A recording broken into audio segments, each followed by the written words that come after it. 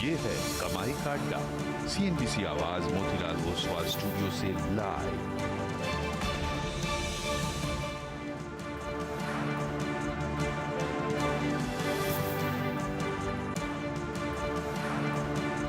नमस्कार, CNBC आवाज Motilal Oswal studios में आप सभी का स्वागत है। एक और सत्र जहां पर भारतीय बाजारों में ऊपरी लेवल से मुनाफा वसूली का दबाव देखने को मिला है, लेकिन बहुत ही छोटे दायरे में। एक बार फिर 17,300 को टेस्ट करता हुआ आपको इंडेक्स दिखाई देगा। निफ्टी बैंक में भी दबाव बढ़ने लगा है, तो आखिरी 1.5 घंटे के कारोबार पर माई नजरें रहेंगी। लेकिन शुरुआत करते हैं हेडलाइंस के साथ। फाइनेंस निफ्टी की एक्सपायरी के दिन बाजार में दबाव बढ़ा। निफ्टी अब फिर 17,300 के करीब आया। निफ्टी बैंक में भी बिकवाली बढ़ती हुई, 75 पॉइंट नीचे इंडेक्स। लेकिन आज मिड कैप्स का बोलबाला। आज इन मिड कैप इंडेक्स करीब 200 पॉइंट ऊपर। फरवरी के बिक्री आंकड़ों से पहले ऑटो शोरूम में दिखी रफ्तार। निफ्टी ऑटो इंडेक्स करीब 0.5% चढ़ा। आईटी और रियल्टी में भी खरीदारी। मेटल शोरूम में भी आज रिकवरी का मूड कायम। और वेदांत के मैनेजमेंट की बड़ी सफाई। CNBC TV 18 से कहा, ग्रुप की किसी कंपनी में डिफॉल्ट का खतरा नहीं। बयान के बाद स्टॉक में निचले लेवल से रिकवरी आई, लेकिन अभी भी वायदे का टॉप लूजर। लगातार 7 दिनों की गिरावट के बाद अदानी ग्रुप के शेयरों में आज रिकवरी। अदानी एंटरप्राइजेस करीब 15% उछला, सुबह था करीब 10% down. Adani green, Adani power, Adani Wilmer जैसे शेयरों में करीब 5% का अपर सर्किट लगा।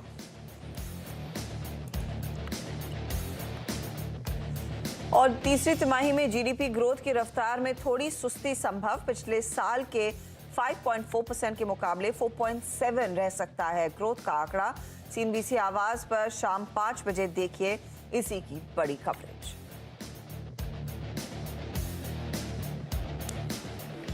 और भारतीय बाजारों में बिकवाली एक बार फिर बढ़ती हुई। 17,300 के लेवल को हमने फिर तोड़ दिया है। 17,297 ये है फिलहाल आपके लिए ताजा तस्वीर। तो डे लो पर एक बार फिर मार्केट आ चुका है। आखिरी 1.5 घंटा और बिकवाली फिर बढ़ती हुई। आप देखिए चार्ट साफ संकेत दे रहे हैं कि कुछ रिकवरी की कोशिश थी, लेकिन ऊपरी लेवल्स पर आज मार्केट बिल्कुल टिक नहीं पाया है। निफ्टी बैंक की भी हालत तब पतली होती हुई। 100 पॉइंट से ज्यादा का नुकसान। इसे आप सीधे निफ्टी फाइनेंशियल की एक्सपायरी से जोड़कर देख सकते हैं या फिर अदरवाइज, लेकिन दबाव तो है। और मिड कैप इंडेक्स में भी आप गौर करें, हेडलाइन से पहले 200 पॉइंट का इजाफा था, लेकिन इस समय सिर्फ 150 पॉइंट ही ऊपर रह गया है। तो करीब 50 अंकों की गिरावट यहां पर आती हुई। डे हाई से ऑफ कोर्स काफी कूल ऑफ देखने को मिल रहा है। निफ्टी मिड कैप इंडेक्स में एडवांस डिक्लाइन रेशियो अब ठीक 1:1 के दायरे में आ चुका है। तो ये है फिलहाल मार्केट की ताजा तस्वीर। अब किन स्टॉक सेक्टर्स से बिकवाली आई है उसका जायजा लेंगे, लेकिन पहले इंडेक्स पर एक व्यू आपके सामने पेश कर देते हैं। कल जो दरअसल स्थिति थी उससे अब और भी माहौल बिगड़ता हुआ वीरू, क्योंकि देखते ही देखते 17,288 के लेवल्स आ चुके हैं। जी Harshada, good afternoon. Let's hope for the best कि ये जो आखिरी के 1.5 घंटे हैं वो ट्रेडर्स के लिए अच्छे रहें। देखिए, सुबह हर्षदा आप भी मॉर्निंग कॉल में थी जब हमारी बात हो रही थी कि कॉल राइटर्स नीचे आए हैं। कन्विक्शन उनके पास काफी स्ट्रांग है। FIs ने बहुत स्ट्रांग कॉल राइट की हुई है और रोज बरोज ये कॉल राइटर्स नीचे आ रहे हैं।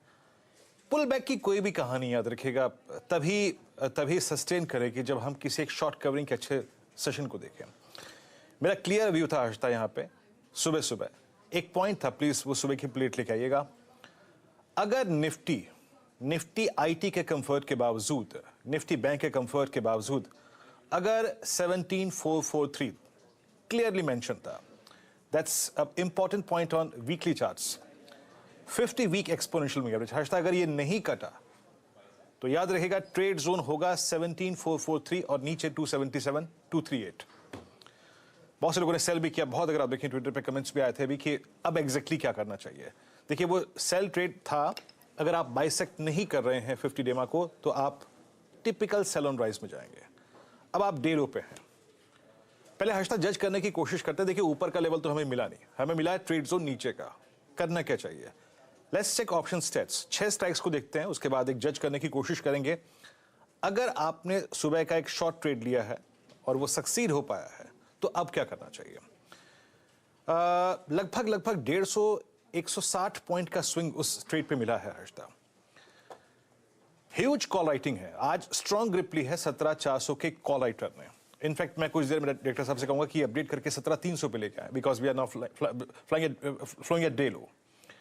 ह्यूज कॉल राइटिंग 90 लाख का 1740 के स्ट्राइक पे, और पुट राइटर्स के पास आज तक कोई कन्विक्शन नहीं है। और इनफैक्ट जो पुट राइटर लगभग 17,300 का आउटस्टैंडिंग वाई 61 लाख का होल्ड करता था, वो भी in comparison to call writers 1/3 नहीं है। तो मैं ये कहूंगा अगर आपने उस ट्रेड पे शॉर्ट लिया था, because it's too late now, ये अब लेट है। हाँ, अगर आपने उस शॉर्ट को लिया था तो प्लीज उस शॉर्ट पे एक ट्रेलिंग स्टॉप लॉस रखिए, पॉकेट फ्रेंडली स्टॉप लॉस रखिए, लेकिन एक चीज याद रखिएगा 277, 17,277 और 17,238 इन दो लेवल्स पे पहला या तो आप बुक कर सकते हैं, दूसरा या तो आप ट्रेलिंग स्टॉप लॉस रखिए, या फिर 277, 238 पर निफ्टी के उस शॉर्ट को डेफिनेटली कवर कर लें। यह है मेरा निफ्टी पे व्यू। हर्षदा, मैं निफ्टी बैंक पे कोई ट्रेड सजेस्ट नहीं करूंगा, क्योंकि निफ्टी बैंक अभी भी अपने कल के सबसे बड़े पुट राइटर यानी 40,000, 40,100, 40,200 उसकी ट्रेजेक्ट्री के ऊपर ट्रेड कर रहा है। Yes, it's I think 136 point down है, बट मैं इसे टच नहीं करूंगा हर्षदा, इसे हाथ नहीं लगाऊंगा भैया। आप जरा 6 स्ट्राइक्स को देखिए, आपकी स्क्रीन पे वो 6 स्ट्राइक्स आएंगे। मैं जिस पुट राइटर के कन्विक्शन को थोड़ा रिस्पेक्ट दे रहा हूं, वो कल का पुट राइटर है, वो परसों का भी पुट राइटर है, और ये 6 स्ट्राइक्स आपकी स्क्रीन पे आएगी। ये है 40,000। आप देखिए यहां पे करीब करीब 38 लाख का आउटस्टैंडिंग हुआ है, 40,100, 16 लाख का आउटस्टैंडिंग हुआ है, अप्रोक्सीमेटली 54 लैक्स पुट खड़ी है यहां पे Harshada. No doubt about that कि हायर लेवल्स पे कॉल राइटिंग हुई है, बट मैं इस दो पुट राइटर के कन्विक्शन को देखते हुए अभी निफ्टी बैंक पे कोई ट्रेड सजेस्ट नहीं करूंगा। 2 बजे की समरी ये कहती है if you are short on Nifty cover, या फिर 277 या फिर 238 के टारगेट के लिए उसको अभी होल्ड करें। हर्षदा, तो ये फिलहाल क्लियरली व्यूज इंपॉर्टेंट है इंडेक्स वाले, और निफ्टी बैंक स्लिप करता हुआ, निफ्टी 17,286 डे लो पर इस समय आपके सामने मार्केट का हाल। चलिए आपके सामने कुछ ट्रेंडिंग काउंटर्स रखते हैं, और जैसे क्योंकि मार्केट में फिर से सेल साइड की पोजीशंस बनती हुई दिखाई दे रही हैं, मेरे ख्याल में वो मंदी वाले ट्रेड्स ही पहले आएंगे।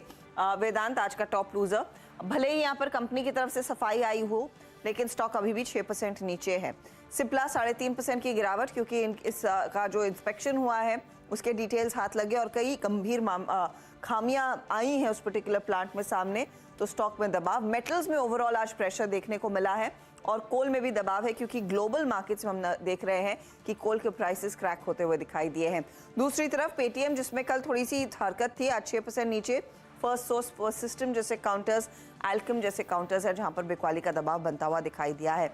लेकर आते हैं तेजी वाले ट्रेड्स। अदानी एंटरप्राइजेस, इनफैक्ट पूरे अदानी पैक में एक बहुत स्मार्ट पुलबैक आज के सत्र में देखने को मिला है। एंटरप्राइजेस का स्टॉक करीब 12-13% ऊपर। जी एंटरटेनमेंट, एनएसई से राहत मिली तो स्टॉक 6% भागा। अंबुजा सीमेंट भी ऑफकोर्स अदानी ग्रुप में शामिल, और भेल में भी हम देख रहे हैं खरीदारी के अंश बनते दिखाई दिए। तो ये कुछ स्टॉक्स है जहां पर तेजी की पोजीशंस, लेकिन लार्जली अगर मार्केट का आप व्यू देखेंगे तो एक अंडरटोन नेगेटिव है, दबाव के साथ ही ट्रेड बनता हुआ दिखाई दिया है। Metals, oil and gas, FMCG जैसे काउंटर्स, रिलायंस इंडस्ट्रीज जैसे काउंटर्स, आईटीसी, ये सारे स्टॉक्स हैं जो मार्केट को इस समय नीचे खींच रहे हैं। चलिए हमारे जानकारों को जोड़ना शुरू करते हैं। फंडामेंटल्स पर हम बात करेंगे विलियम ओनील के मयूरेश जोशी से। टेक्निकल पैनल में हमारे साथ हैं प्रकाश काबा, मानस जायसवाल, अमित सेठ, रुचित जैन और अमोल अठवले। फिर आज फोकस मेटल्स पर रहेगा, खासतौर से वेदांत में किस वजह से इतनी गिरावट आ रही है, फियर क्या है, नीरज बाजपेयी से जानेंगे। ओवरऑल मेटल्स और कमोडिटी आउटलुक बिगड़ क्यों रहा है, इस पर एक व्यू लेकर आएंगे कमोडिटीज एडिटर मनीषा गुप्ता के साथ। फिर ऑटो बिक्री के आंकड़े आने वाले हैं, कल सुबह में नंबर्स रिपोर्ट होना शुरू होंगे। क्या एक्सपेक्ट कर रहा है मार्केट, सुमित इसका अपडेट देंगे। हर रोज की तरह 4 का चौका होगा ही, जिसमें आज सस्ता ऑप्शन हम मानस जायसवाल से लेंगे, तो एफएनओ का सुपरस्टार देंगे अमित सेठ, रुचित देंगे चार्ट का चमत्कार, मिड कैप फंडा मयूरेश देंगे। 2:50 पर आज हमारे साथ सुदीप बंदोपाध्याय जुड़ने वाले हैं, तो उनसे भी एक पर्सपेक्टिव लेंगे मार्केट के इस ट्रेड का। चलिए अभी काम करते हैं, ट्रेड्स को पिक करना शुरू करते हैं। एक बार जरा निफ्टी लेके आइए आपकी स्क्रीन पे, टुवर्ड्स स्टे लो और पेन बढ़ता हुआ। हालांकि अब पेन थोड़ा बैंकिंग का ही बढ़ रहा है, बट स्टिल आई थिंक मैं अपनी उस आउटलुक तक सीमित रहूंगा। मानस, इट्स 17,261, कैसे अप्रोच कर रहे हैं मार्केट्स को और आपका इस वक्त का ट्रेड क्या होगा? गुड आफ्टरनून वीरेंद्र जी। तो देखिए, व्यू तो पहले से बेरिश था। मॉर्निंग में मैंने सब सही रिकमेंडेशन दिए थे। मेरा अभी भी समझना है कि यहाँ से शायद 200 से 250 पॉइंट की नरमी निफ्टी में और आपको देखने को मिल सकती है। हालांकि बैंक निफ्टी में अभी भी उतनी वीकनेस नहीं देखने को मिल रही है। लेकिन ध्यान रखिए, अगर बैंक निफ्टी 40,000 के नीचे ट्रेड होना शुरू हो गया, उसके नीचे अगर आपको 15-20 मिनट, आधा घंटा, 1 घंटा ट्रेड होता है वो बैंक निफ्टी देखने को मिल गया, तब वहां पर आपको कम से कम 800 से 900 पॉइंट की गिरावट और देखने को मिलेगी। तो बिल्कुल कॉशियस रहना चाहिए, कोई जल्दी नहीं करनी चाहिए खरीदारी करने की। कम से कम 17,000, 17,025 तक के भाव आपको निफ्टी में देखने को मिल सकते हैं। और बैंक निफ्टी अगर 40,000 के नीचे ट्रेड होना शुरू हुआ तो 39,200 तक के भाव आपको देखने को मिल सकते हैं बैंक निफ्टी में भी। ओके, आपका अगर आप देखें निफ्टी, अच्छा आपका ट्रेड क्या रहेगा Manas? Exactly stock specific trade. तो देखिए, मेटल पे ही अभी भी ध्यान है और टाटा स्टील में बिकवाली करेंगे। 105 का एक सपोर्ट था, स्टॉक ने उसको ब्रीच किया है। मेरा समझना है कि अब स्टॉक 101 रुपए की तरफ जाने की कोशिश करेगा। तो करंट लेवल्स पे टाटा स्टील में बिकवाली करेंगे। 105 रुपए 60 पैसे ये कैश लेवल्स है, वहां आपको स्टॉप लॉस रखना है और 101 रुपए के टारगेट सेट करने हैं। और ऑप्शन में ट्रेड ले सकते हैं। 104 वाला जो पुट ऑप्शन है, 3 रुपए 15 पैसे के आसपास ट्रेड हो रहा है, वहां पर खरीदारी करेंगे। 1 रुपए 90 पैसे का स्टॉप लॉस लगाएंगे और 5 रुपए 25 पैसे के टारगेट सेट करेंगे। तो टाटा स्टील में एक सेल साइड का ट्रेड 104 का पुट आप लेकर चल सकते हैं, मंदी का ही ट्रेड है। काबा साहब, आफ्टरनून बताइए। कल परसों ही आजकल में ही इनफैक्ट आपने कुछ तेजी के सौदे देना शुरू किए थे, तो फिर मंदी आ गई। मंदी का ट्रेड है कि तेजी का अभी भी रुझान? आई थिंक तेजी का है। बेसिकली स्टॉक स्पेसिफिक होना चाहिए। Good afternoon to you. और चुना है मैंने पीडिलाइट इसलिए क्योंकि डबल बॉटम बनाया है ना हायर टाइम फ्रेम बेसिस पर, और 2-3 दिन से एक अप मूव देख रहे हैं, तो स्ट्रेंथ नजर आ रही है। ट्रेड कर रहा है 2,300 के आसपास, स्टॉप होगा 2290, 10 रुपए का, ज्यादा नहीं है। अगर अप मूव मिलता है तो 2340 तक भी जा सकता है पीडिलाइट। 40 के लिए पिडिलाइट में एक ट्रेड तेजी का। इनफैक्ट पिडिलाइट ही नहीं, एशियन पेंट जैसे काउंटर्स में भी आज हमने देखा है सपोर्ट। तो ये पूरा पॉकेट है जहां पर गिरते बाजार में थोड़ी सी स्ट्रेंथ बची हुई है। अमोल, आफ्टरनून बताइए आपका ट्रेड। जी नमस्ते। मुझे एशियन पेंट्स अच्छा लग रहा है करंट मार्केट प्राइस में। फ्यूचर्स 2845 और टारगेट रहेगा उसका, पोजिशनल टारगेट है 2930 के तक जा सकता है। स्टॉप लॉस रहेगा 2800 का। एक प्रॉमिसिंग रिवर्सल फॉर्मेशन फॉर्म हुआ है एशियन पेंट में, और इस गिरते हुए मार्केट में भी स्टॉक ने अच्छा परफॉर्म किया है। सो मुझे लगता है अगर ये मार्केट में बाउंस बैक आता है तो आगे जाके उसमें और तेजी आने के चांसेस दिख के आ रहे हैं। ओके, एशियन पेंट्स अगर आप देखें, आपका यहाँ पे एक ट्रेड है H2843। अमित, गुड आफ्टरनून, कार्यक्रम में स्वागत है आपका। अमित, आपका ट्रेड इस वक्त का? Good afternoon Virendra ji, good afternoon Harshita ma'am, good afternoon to everyone. Harshita ma'am, Virendra ji, metals clearly under pressure है। लास्ट वीक भी हमने मेटल्स में काफी शॉर्ट कॉल्स दी थी। हिंडाल्को ने एक कंसोलिडेशन फ्राइडे के सत्र में तोड़ा था। कल के सत्र में हमने देखा after initial sell off stock ने एक पुल बैक बनाने की कोशिश की और एक पिन बार बनाया था। लेकिन आज की जो बिकवाली देख रहे हैं, हम देख रहे हैं कि कल का भी लो टूट गया है। और कल क्योंकि एक पिन बार था और पिन बार का लो टूटा, तो ये काफी एक बेरिश फॉर्मेशन है। इसमें डाउन साइड टारगेट्स ओपन हो रहे हैं। तो करंटली इसका प्राइस 403 का है फ्यूचर्स में। इसे शॉर्ट करें फॉर अ टारगेट ऑफ 390 और स्टॉप लॉस लगभग रखूंगा 409 रुपए का। ओके, आपका ट्रेड हिंडाल्को पे। आज मेटल पर आप देखें, और याद रखिएगा मेटल्स आज इस कार्यक्रम में हमारा एक मुख्य अंश भी है। इस बात करेंगे हम कुछ देर में मनीषा जी से कि क्यों इतना बड़ा स्लाइड मेटल्स में आ रहा है। मयूरेश जोशी हमारे साथ इस वक्त है। मयूरेश, गुड आफ्टरनून, कार्यक्रम में स्वागत है। और पेन को लीड करते हुए मेटल्स एक बार फिर से आईटी फिर सिंक हुआ है, करीब 250 अंक नीचे। If we compare from day high, I think ये करीब 500 अंक नीचे है। मयूरेश, आपका टेक इस वक्त और चेज क्या कर रहे हैं आप? Afternoon Viru ji, afternoon Harshita ji, and good afternoon to everyone on the panel. तो दो चीजें आई थिंक, जैसे हम काफी ग्लोबल मार्केट्स ट्रैक करते हैं, ग्लोबल डेटा पॉइंट्स भी, ये साफ दिखते आ रहा है कि आई थिंक जो पेन है both in terms of expected interest rate hikes और अर्निंग्स में जो डाउनग्रेड्स आने स्टार्ट हो जाएंगे सारे ग्लोबल मार्केट्स के लिए, वो नॉर्थ अमेरिका हो, यूरोपियन बाजार हो, which has remained extremely strong and resilient so far, या south east Asian markets, I think that pain in earnings downgrades will start coming through.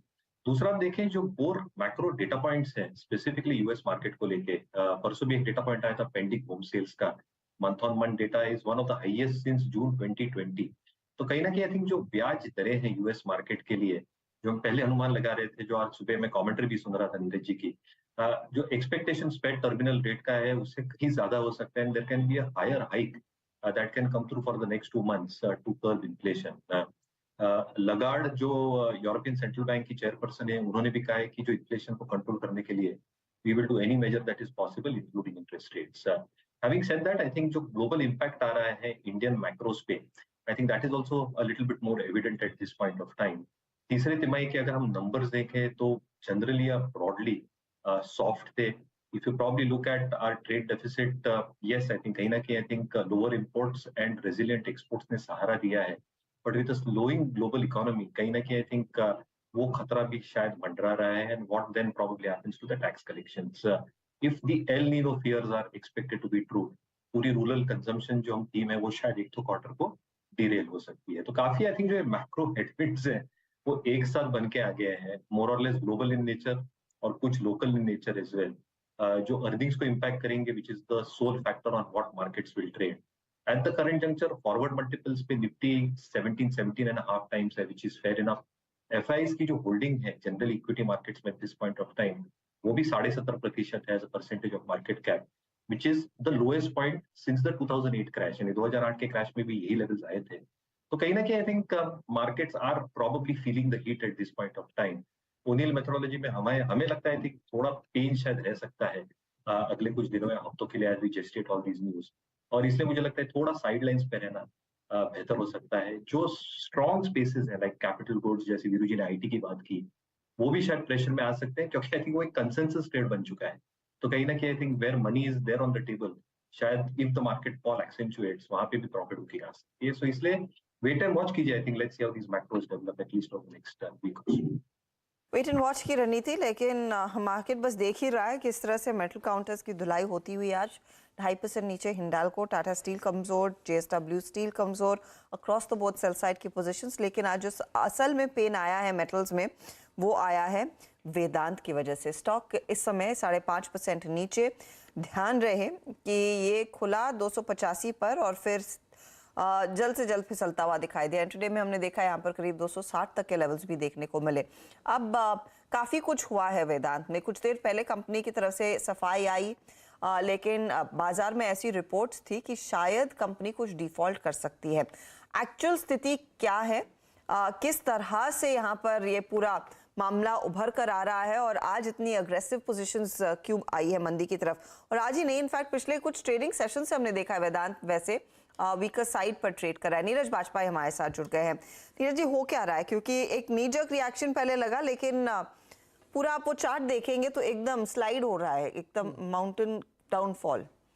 अब स्लाइड के पीछे सबसे बड़ा ट्रिगर क्या है और कितनी अहमियत देनी चाहिए उन रूमर्स को जो मार्केट में है? देखिए, स्लाइड का की एक ठोस वजह है। वेदांता पीएलसी जो इनकी ग्लोबल कंपनी जो लिस्टेड है लंदन में, उसके बहुत सारे बॉन्ड मैच्योरिटीज़ की समय आने वाला है जिसमें उनको पे करना है, रिडीम होते हैं, तो उसके लिए पैसे की ज़रूरत थी। तो कंपनी ने एक योजना ये बनाई कि हम हिंदुस्तान जिंक को हिंदुस्तान पीएलसी के जो वेदांता पीएलसी के एसेट्स बाई करा देते हैं, तो हिंदुस्तान जिंक में जो पैसा है कैश, वो उस पर चला जाएगा और उससे वो भुगतान कर देंगे। लेकिन हिंदुस्तान जिंक में गवर्नमेंट ऑफ इंडिया भी शेयर होल्डर है, लगभग 30% उनका शेयर है। गवर्नमेंट ऑफ इंडिया ने, सरकार ने इस पे आपत्ति दर्ज की कि हमको ये कैश ट्रांजैक्शन नहीं चाहिए, अगर आपको करना तो आप शेयर स्वैप डील करिए। इस पर बात फंस गई, क्योंकि इरादा तो था कैश निकाल के अपने बॉन्ड के पैसे चुकाने का, लेकिन सरकार ने जब उसमें अड़ंगा लगा दिया, चूंकि वो 30% के शेयर होल्डर हैं, तो आप कर नहीं सकते अकेले। यहाँ से दिक्कत खड़ी। और ये जब खबरें छपी कि डिफ़ॉल्ट हो सकता है, पैसे नहीं चुका पाएंगे, ऐसी तमाम खबरें मीडिया में आई, तो स्टॉक में एक तेज़ गिरावट देखने को मिली। इसके बाद एक और इसमें पेच है जिसको समझना बहुत ज़रूरी है। सरकार हिंदुस्तान जिंक में अपना हिस्सा ट्रेंचेस में बेचना चाहती है, डाइवेस्टमेंट करना चाहती है, जिसके लिए उसने मर्चेंट बैंकर हायर कर लिए हैं। उसके रोड शो शुरू होने वाले हैं। लेकिन इस खबर के चलते उसके वैल्यूएशंस पे क्वेश्चन हो गए, क्योंकि उसके बुक से कैश निकल रहा है और वो एसेट क्यों खरीदे जा रहे हैं। ये सवाल का जवाब आप रोड शो में आप कैसे देंगे? तो सरकार ने इस पर दोबारा आपत्ति करी कि हमारा तो पूरा प्लान ही इस पर चौपट हो रहा है, इसलिए अगेन वो अड़ंगा लग गया। और सरकार ने एक बात और कही है, तमाम सोर्सेज ये कह रहे हैं, सरकार डायरेक्टली नहीं कह रही, सोर्सेज के थ्रू, कि ये इंटर पार्टी ट्रांजैक्शन के तौर पे आ रहा है। तो इसलिए इसमें दिख तो वैसे ही रहा है, बिल्कुल दिख रहा है कि आप इसमें से पैसे निकाल के अपनी ग्रुप की कंपनी को बेल आउट करने के लिए, बेल आउट नहीं या फिर उनका कर्ज चुकाने के लिए आप उन्हीं के एसेट्स दूसरी कंपनी से खरीदवाएं। बिल्कुल, तो आप इंटर पार्टी ट्रांजैक्शन है, सिंपली है ये। तो इसको लेकर के मार्केट को ये चीज पसंद नहीं है और इसलिए तगड़ा इसमें सेल ऑफ देखने को मिला। सुबह से लगातार इसमें गिरावट बनी हुई है और हिंदुस्तान जिंक में भी थोड़ी गिरावट आई, लेकिन वेदांता में ज्यादा आई क्योंकि उसके ऊपर सबसे ज्यादा असर आने वाला है। तो ये इन तमाम खबरों पर अब कंपनी की ओर से ये सफाई निकल के आ रही है कि हमारा कोई डिफ़ॉल्ट का खतरा नहीं है, सारी मैच्योरिटी जो होगी उसको हम चुकाने में सक्षम है और कंपनी का बहुत थोड़ा सा पोर्शन जो है वो प्लेज है शेयर के तौर पे। इसलिए जिसके पास प्लेज है वहाँ पे भी ऐसा नहीं कि शेयर को बेचने तक की नौबत आ जाए। तो कंपनी ये भरोसा दिला रही है बाजार को और इन्वेस्टर्स को कि वेदांता के साथ ऐसी कोई दिक्कत नहीं है। हालांकि बॉन्ड यील्ड इनकी बहुत शार्प शूट अप हुई थी, 35% तक चली गई थी, तो जिससे एक आशंका बन रही थी ग्लोबल मार्केट में। तो वो क्लैरिफिकेशन इन्होंने अभी थोड़ी देर तक दिया है, लेकिन असली जो कोर इश्यूज है वो अभी भी वही बना हुआ है, एसेट सेल वाला। कि एसेट सेल क्या इन्होंने कॉल ऑफ कर दिया है, क्या सरकार अपना रोड शो कंटिन्यू करेगी जो उसके ट्रेंचेज में एचजीएल के बेचने हिस्सा, इसका जवाब अभी तक नहीं मिला। केवल ये पैसिफाई करने के लिए, मार्केट को शांत करने के लिए ये सफाई दी गई है, इसीलिए स्टॉक में थोड़ा सा रिकवरी देखने को मिली, लेकिन फिर से उसी तरफ देखने को मिला। तो ये टोटल खबर है और इसमें अब ज्यादा सफाई की जरूरत पड़ेगी। इनफैक्ट अब मैनेजमेंट को आकर साफ तौर से बोलना पड़ेगा। अच्छा, अब सरकार अगर अड़ जाती है कि उनके पास जाएंगे वोट के लिए, माइनॉरिटी शेयर होल्डर है, 30% तो इनका अप्रूवल जरूरी है, बिल्कुल, और अगर अप्रूवल नहीं आते तो ये सेल नहीं होगा, बिल्कुल नहीं, परचेज नहीं होगा। हाँ, ये हिंदुस्तान जिंक अपना एसेट खरीद नहीं सकती, उनके पैसे उनको दे नहीं सकती। आपको याद दिलाऊं कि जब इससे पहले वेदांता की डिलिस्टिंग की बात आई थी तो LIC ने रोक लगा दी थी कि हम 90 रुपए पे शायद नहीं बेचेंगे, 90 का आसपास प्राइस था, 90 में हम नहीं बेचेंगे, हम इससे ऊपर देंगे। उसके बाद वो प्लान नहीं हुआ था और उसके बाद आप वेदांता का भाव देखिए कहाँ तक पहुंचा है। तो सरकार के रुख को अच्छा, प्लस इस समय गवर्नमेंट के साइड में आप खड़े दिखेंगे, आप गवर्नमेंट से ये नहीं कह सकते कि नहीं हम बेचें, वो हो नहीं पाएगा। पहली बात तो टेक्निकली भी नहीं हो पाएगा और वो कर भी नहीं पाएगा। तो मुझे नहीं लगता कि ये हिंदुस्तान जिंक ऐसी कोई परचेज करेगा, क्योंकि जब ये पहले खबर, तो ये एक्विजिशन की जो खबर थी मेरे ख्याल में 7 फरवरी के आसपास आई थी, राइट? तब उस दिन स्टॉक रिएक्ट किया था। और उसके बाद फिर मैनेजमेंट का बयान ये आया था, या फिर अनिल अग्रवाल खुद आकर बोले थे कि हम सभी माइनॉरिटी शेयर होल्डर से बातचीत कर रहे हैं। अब बट ऑब्वियस है कि सरकार के साथ बातचीत अगर हुई है तो वहां पर बात बनी नहीं है। सरकार इसके कंप्लीटली खिलाफ है। भाई ये खबरें छप भी गई कि सरकार का इरादा ये था कि वो अपना डाइवर्स करना चाहता है। अगर वो आपकी बुक जिसको डाइवर्स करने जा रहे हैं उसके एसेट से पैसा निकल रहा है तो खरीद, तो जो बायर वो क्यों आएगा? वैल्यूएशन पे सारा खराब हो गया। सरकार का इरादा था कि 50-60 हजार करोड़ में अपना स्टेक पूरा निकालेंगे, अब वो तो मिलेगा नहीं, तो ये पूरी डील अब खटाई पड़ती हुई दिख रही है। तो यही वजह है कि स्टॉक बुरी तरह से टूट रहा है। और इनफैक्ट पिछले 1 महीने का चार्ट आपकी स्क्रीन पर आएगा, क्योंकि मुझे याद है कि ये काउंटर 340-332 के आसपास हुआ करता था और वहां से सीधा स्लाइड करते करते अब 270 के लेवल्स आ चुके हैं इसमें। मानस, टेक्निकली अब आप सिचुएशन बताइए, क्योंकि फंडामेंटल्स क्या प्रॉब्लम्स है वो नीरज जी ने हमारे सामने रख दी है। अब ये स्टॉक वैसे पिछले 1 महीने में 18-19% टूट चुका है, नेगेटिव ओवरहैंग है भारी भरकम, अभी भी क्या आपको लगता है गिरेगा? बिल्कुल, देखिए अभी भी कहीं पर भी रिवर्सल के साइन नहीं है। हालांकि ऐसा हो सकता है कि 8 दिनों में जो गिरावट 320 रुपए या 318 रुपए से देखने को मिली, उसका एक छोटा सा रिएक्शन देखने को मिल जाए, थोड़ी रिकवरी और देखने को मिल जाए, लेकिन खरीदने के मौके तो अभी भी हर्षिता जी यहाँ पर चार्ट्स में नहीं दिखते हैं। मेरा समझना है कि जब तक 290 रुपए के ऊपर सस्टेन ना करे स्टॉक, तब तक ये सेल ऑन रैलीज का ही स्टॉक बना रहेगा। और अब देखिए डर ये है कि अगर ये 265-260 के नीचे निकला, मॉर्निंग में मैंने 260 के इसके टारगेट दिए थे, और अगर 260 के नीचे निकला तब आपको गिरावट बढ़ते हुए दिखेगी, और उस केस में 232 तक के भाव भी आपको देखने को मिल जाएंगे। तो क्लियरली अवॉइड करना चाहिए, अभी खरीदारी नहीं करनी है, खरीदारी केवल 290 रुपए के ऊपर करेंगे। अभी भी क्या आपको लग रहा है एक शॉर्ट करने का मौका है इस डाउनफॉल के बाद? देखिए नहीं, मैं अभी करंट लेवल्स पे शॉर्ट करने की सलाह नहीं दूंगा, क्योंकि जो एक बिल्कुल 1 से 2 दिनों का टारगेट था 260 रुपए, वो ऑलरेडी आ चुका है। तो अभी करंट लेवल्स पे नहीं, अब फिर से बिकवाली करेंगे अगर 260 के नीचे स्टॉक निकलेगा तब। वेदांता आपकी स्क्रीन पर आप देखें करीब 271 डे लो की ट्रैजेक्टरी में, ऑलमोस्ट आप देखें डे लो की ट्रैजेक्टरी है। और याद रखिएगा अगर आप इसे चार्ट पे देखें, आई मीन आज के इंसिडेंट के बाद अगर रिकवरी कुछ भी नहीं आती, और I think further management clarification के बाद 271 का ये क्लोज डेली चार्ट्स पे तो देखिए डैमेज करके जा रहा है, वीकली चार्ट्स पे it's now heading towards its 200 week exponential moving average, वो की प्लेस्ड है 252 में। अमूमन अगर आप देखें ऐसी कैंडल्स जो हैं वो अरेस्ट नहीं होती हैं, वो 200 वीक एक्सपोनेंशियल मूविंग एवरेज पे ही अरेस्ट होती हैं। मीनवाइल निफ्टी में हल्की सी रिकवरी है, और देखिए जो मैंने बात की थी 260, 277, 238 अपने शॉर्ट्स को कवर कीजिएगा। एक स्विंग अपर स्विंग आ रहा है, तो प्लीज शॉर्ट पे अब मत रहिएगा। इस बीच एक बार मैं एक दो ट्रेड ले लेता हूं, फिर अगर आप देखें मेटल्स पे हम दोबारा लौट के आएंगे। एक बार जरा बजाज फाइनेंस की पुट ऑप्शन लेके आइएगा। Let's bring Bajaj finance 6094 at day low, और इसमें एक आई थिंक एक ब्रेकडाउन है। Amit ji, Bajaj finance 6093 finally it's a tad bull liquidation at 6094। क्या कोई 6000 के पुट सिक्योर करनी चाहिए? बहुत देर से रीड कर रहा हूं इसके ऑप्शंस। 6000 की पुट ऑप्शन क्या विकल्प, कैसा विकल्प रहेगा? जी बिल्कुल सही कहा वीरेंद्र जी आपने। पिछले 3 से 4 दिनों का आप देखोगे इसने अपने मूविंग एवरेजेस में कंसोलिडेशन किया। 2 दिन से बड़ी नैरो रेंज थी, और वो वहां पे हम देख रहे हैं ब्रेकडाउन देख रहे हैं। स्टॉक ने जो पुल बैक दिया था दैट क्लोज्ड एट 10, 20 और 50, और वापस डाउन ट्रेंड स्टार्ट हो गया। स्टॉक 200 डेमा के नीचे भी है। तो यहाँ पे डेफिनेटली जिस हिसाब से 5 दिनों की रेंज टूटी है, एक पुट ऑप्शन लेना बनता है। 6000 का भी पुट लगभग ट्रेड कर रहा है 108 रुपए में, 110 में सॉरी, तो वो लिया जा सकता है with stop loss of 80 and a target of 160 rupees. तो ये देखिए मार्केट पर बजाज फाइनेंस पर एक राय आती हुई क्लियरली कुछ वीकर विकेट्स हैं इस मार्केट के, और निफ्टी बैंक अब तेजी से फिसलता हुआ दिखाई दे रहा है। लेकिन आज जो बिग पेन पॉइंट है वो मेटल्स ही है, तो मैं बैक उसी पर जा रही हूँ। देखिए वेदांता का एक मसला था जो हमने आपके सामने रखा, लेकिन ये हिंदुस्तान जिंक वाला स्टेक सेल एक दिक्कत है, लेकिन दूसरी दिक्कत वेदांत के लिए और होगी कि अक्रॉस द बोर्ड मेटल की कीमतों में भी करेक्शन आने लगा है। अब उसके पीछे क्या कारण है? माई कमोडिटीज एडिटर मनीषा जुड़ गई है। मनीषा, क्लियरली मेटल कंपनी और मेटल शेयरधारकों के लिए एक बहुत ही खराब सत्र। तो वेदांत के इश्यूज क्या हैं वो नीरज ने हमें बताया। ये बताइए ये अचानक दबाव क्यों आने लगा है मेटल्स में अक्रॉस द बोर्ड? जी मेजरली तो हर्षदा यहाँ पर अच्छी खासी मुनाफा वसूली है, क्योंकि अगर आपको याद होगा जब हम जनवरी की शुरुआत यहाँ से कर रहे थे तो बहुत सारी पेंट अप डिमांड चाइना की तरफ से आ रही थी। डॉलर इंडेक्स जिसने 113 114 के हाइज बनाए थे वो गिरकर 101 तक यहाँ पर आ गया था। तो काफी सारे सपोर्टिव फैक्टर्स यहाँ पर बनते हुए नजर आए थे।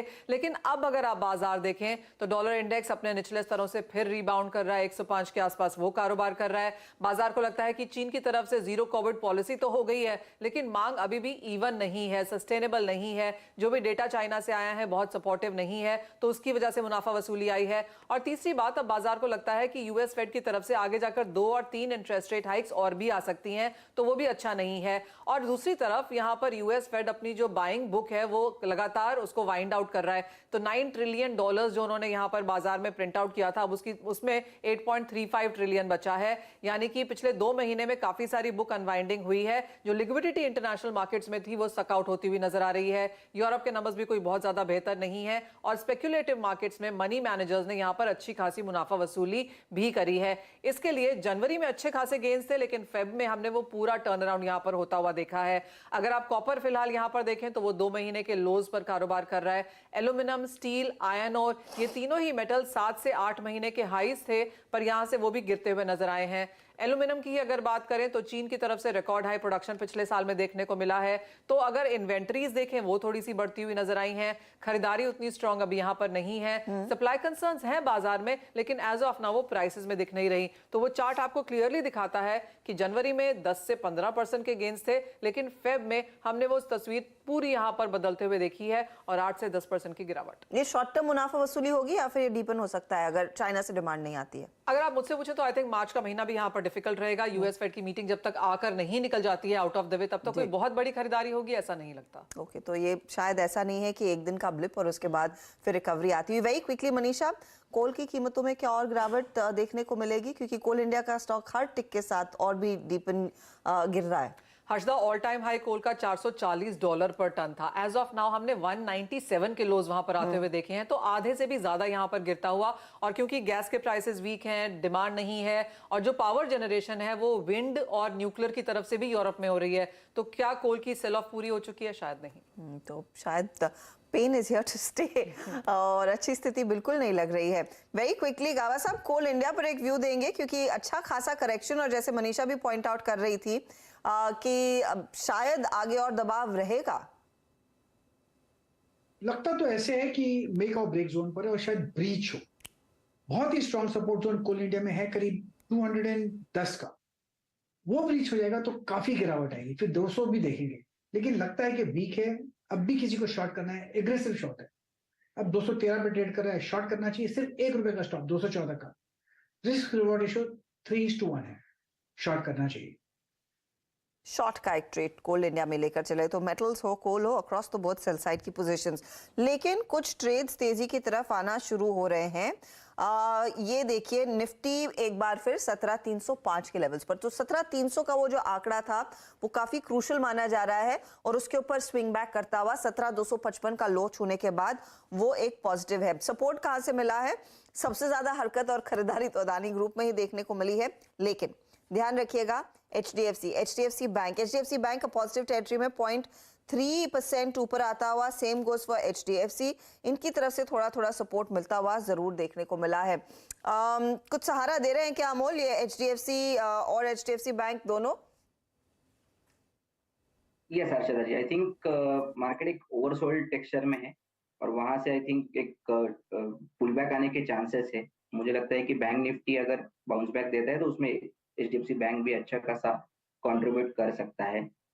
तो आई थिंक थोड़ा वेट करना पड़ेगा। 17,400 के ऊपर अगर इंडेक्स जाता है तो और एचडीएफसी ग्रुप में बाइंग आने के चांसेस बढ़ जाते हैं।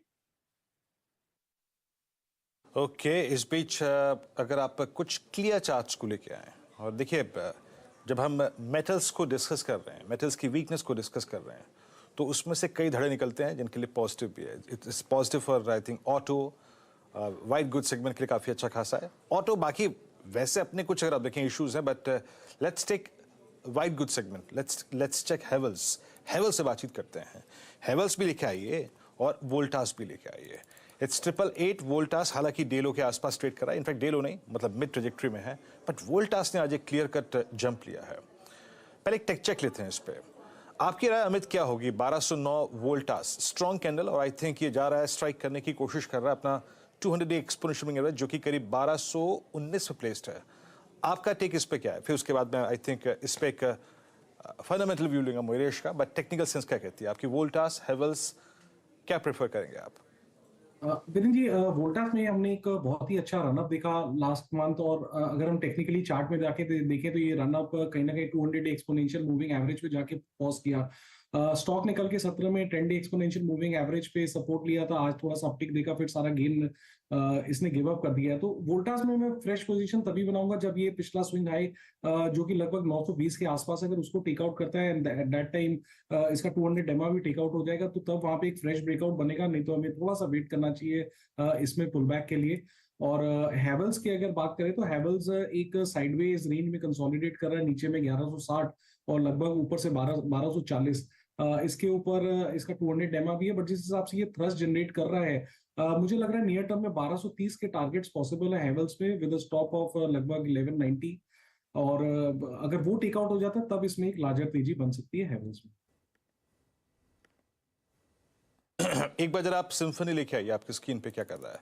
1157, इट्स आई थिंक जैसे कहते हैं ना एक मल्टी ईयर रेंज को बाइसेक्ट करने की, काटने की तैयारी करता हुआ। मयूरेश जी, जैसे कि मैंने अभी एक टेक्निकल अप्रोच ली थी और हम अपनी बातचीत का दायरा जो है वो हमेशा ट्रेडिंग के प्रोस्पेक्टिव से डेरिवेटिव्स के स्टॉक्स तक सीमित रखते हैं, लेकिन अगर आपको एक डिलीवरी की कॉल लेनी हो, Symphony, you have Whirlpool, you have Havells, Voltas, Dixon, आप क्या प्रेफर करेंगे? क्लाइंट्स को किस नोट पर राय दी गई है इस वक्त?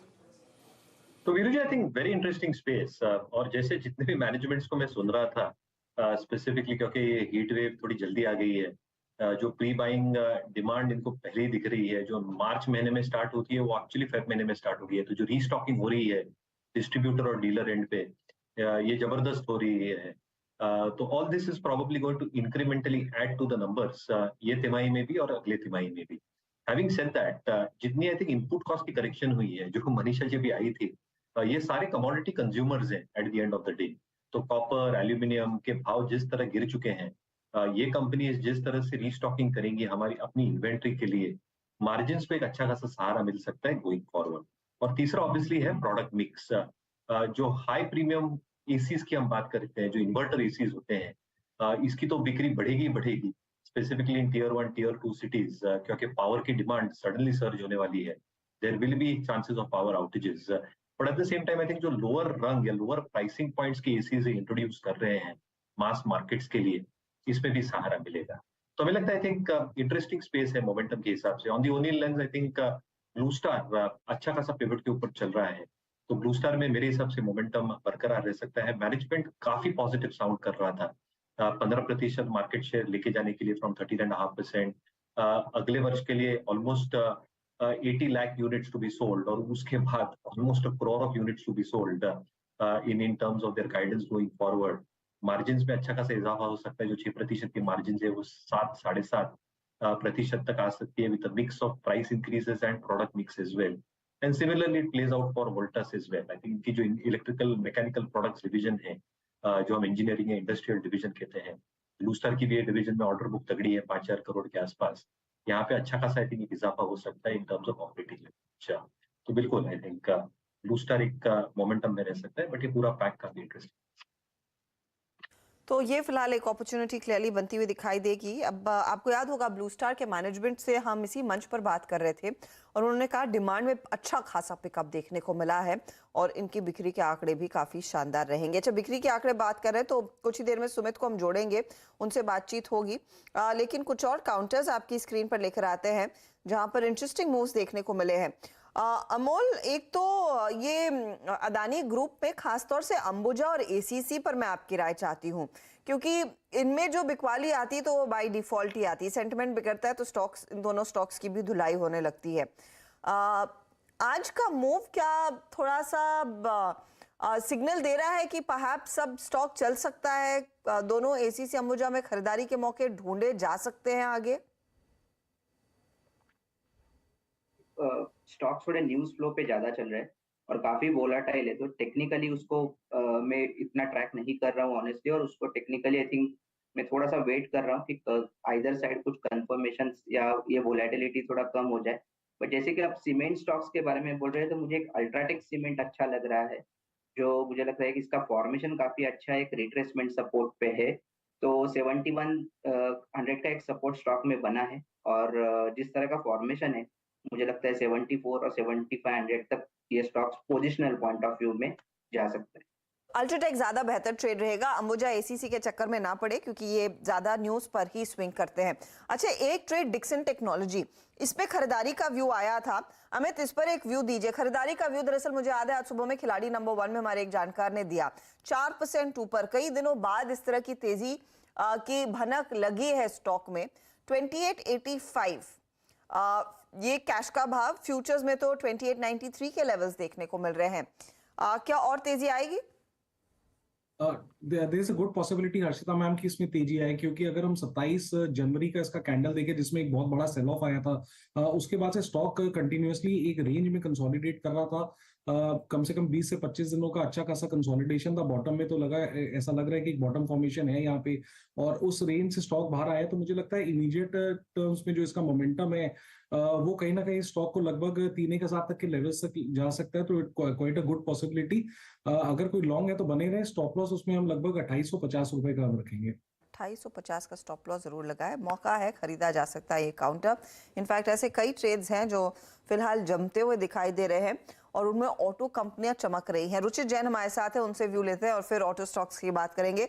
रुचित, गुड आफ्टरनून, बताइए आपका trade. Very good afternoon Harshada ji. मेरा एक बाय कॉल रहेगा अभी करंट लेवल्स पे, वो है औरोबिंदो फार्मा में. No irrespective of market moves, हम थोड़े से रिलेटिव आउट परफॉर्मेंस से स्टॉक में देख रहे हैं, और टेक्निकली स्टॉक में एक बुलिश फ्लैग पैटर्न का फॉर्मेशन हुआ है, जहाँ पे रीसेंट पुलबैक मूव के बाद कंसोलिडेशन में 20 EMA स्टॉक में एक अच्छा सपोर्ट बन रहा है. तो करंट लेवल्स पे औरोबिंदो फार्मा में खरीदारी की सलाह रहेगी 455 के स्टॉक प्लस से 482 तक के टारगेट्स के लिए. और फार्मा में एक मौका तेजी का आज आपके लिए साफ तौर से बन रहा है. स्टॉक देखिए करीब 466 के लेवल्स पर, ये एक बाय साइड का ट्रेड.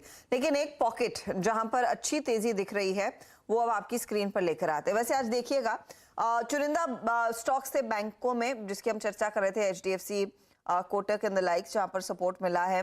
पेंट स्टॉक्स का एक व्यू आ गया, पेंट पिडिलाइट पर एक तेजी का ट्रेड. लेकिन ऑटो एक कोहेसिव मूव है और उसके लिए वजह भी है कि फरवरी के बिक्री के आंकड़ों कल आएंगे।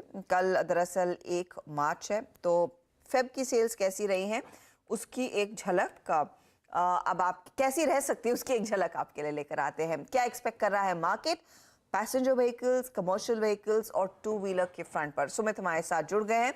सुमित, बताइए फरवरी का महीना ऑटो सेक्टर के लिए कैसा साबित हो सकता है? तो फरवरी ऑटो सेल्स के नंबर्स जारी होने वाले हैं और फरवरी ऑटो सेल्स के नंबर्स में जो अनुमान बाजार लगाकर चल रहा है कि कुछ कमर्शियल व्हीकल स्पेस के या सिलेक्टिव 2 व्हीलर स्पेस के नंबर्स में एक बेटर आंकड़ा आता हुआ दिखाई पड़ सकता है। शुरुआत करते हैं पहले पैसेंजर व्हीकल नंबर्स के साथ, और फरवरी में जो सबसे बड़ी पैसेंजर व्हीकल कंपनी है देश की मारुति, उसके नंबर्स के साथ अनुमान लगाया जा रहा है करीब करीब 1.7 लाख यूनिट्स के आसपास का नंबर आ सकता है फरवरी में, और करीब 3% की ग्रोथ YOY बेसिस पर मारुति की सेल्स के नंबर्स के अंदर आते हुए दिखाई पड़ सकती है। इसके अलावा कुछ और पैसेंजर व्हीकल स्पेस की बात करें तो महिंद्रा एंड महिंद्रा 19% के आसपास की ग्रोथ की बातचीत यहां पर भी है।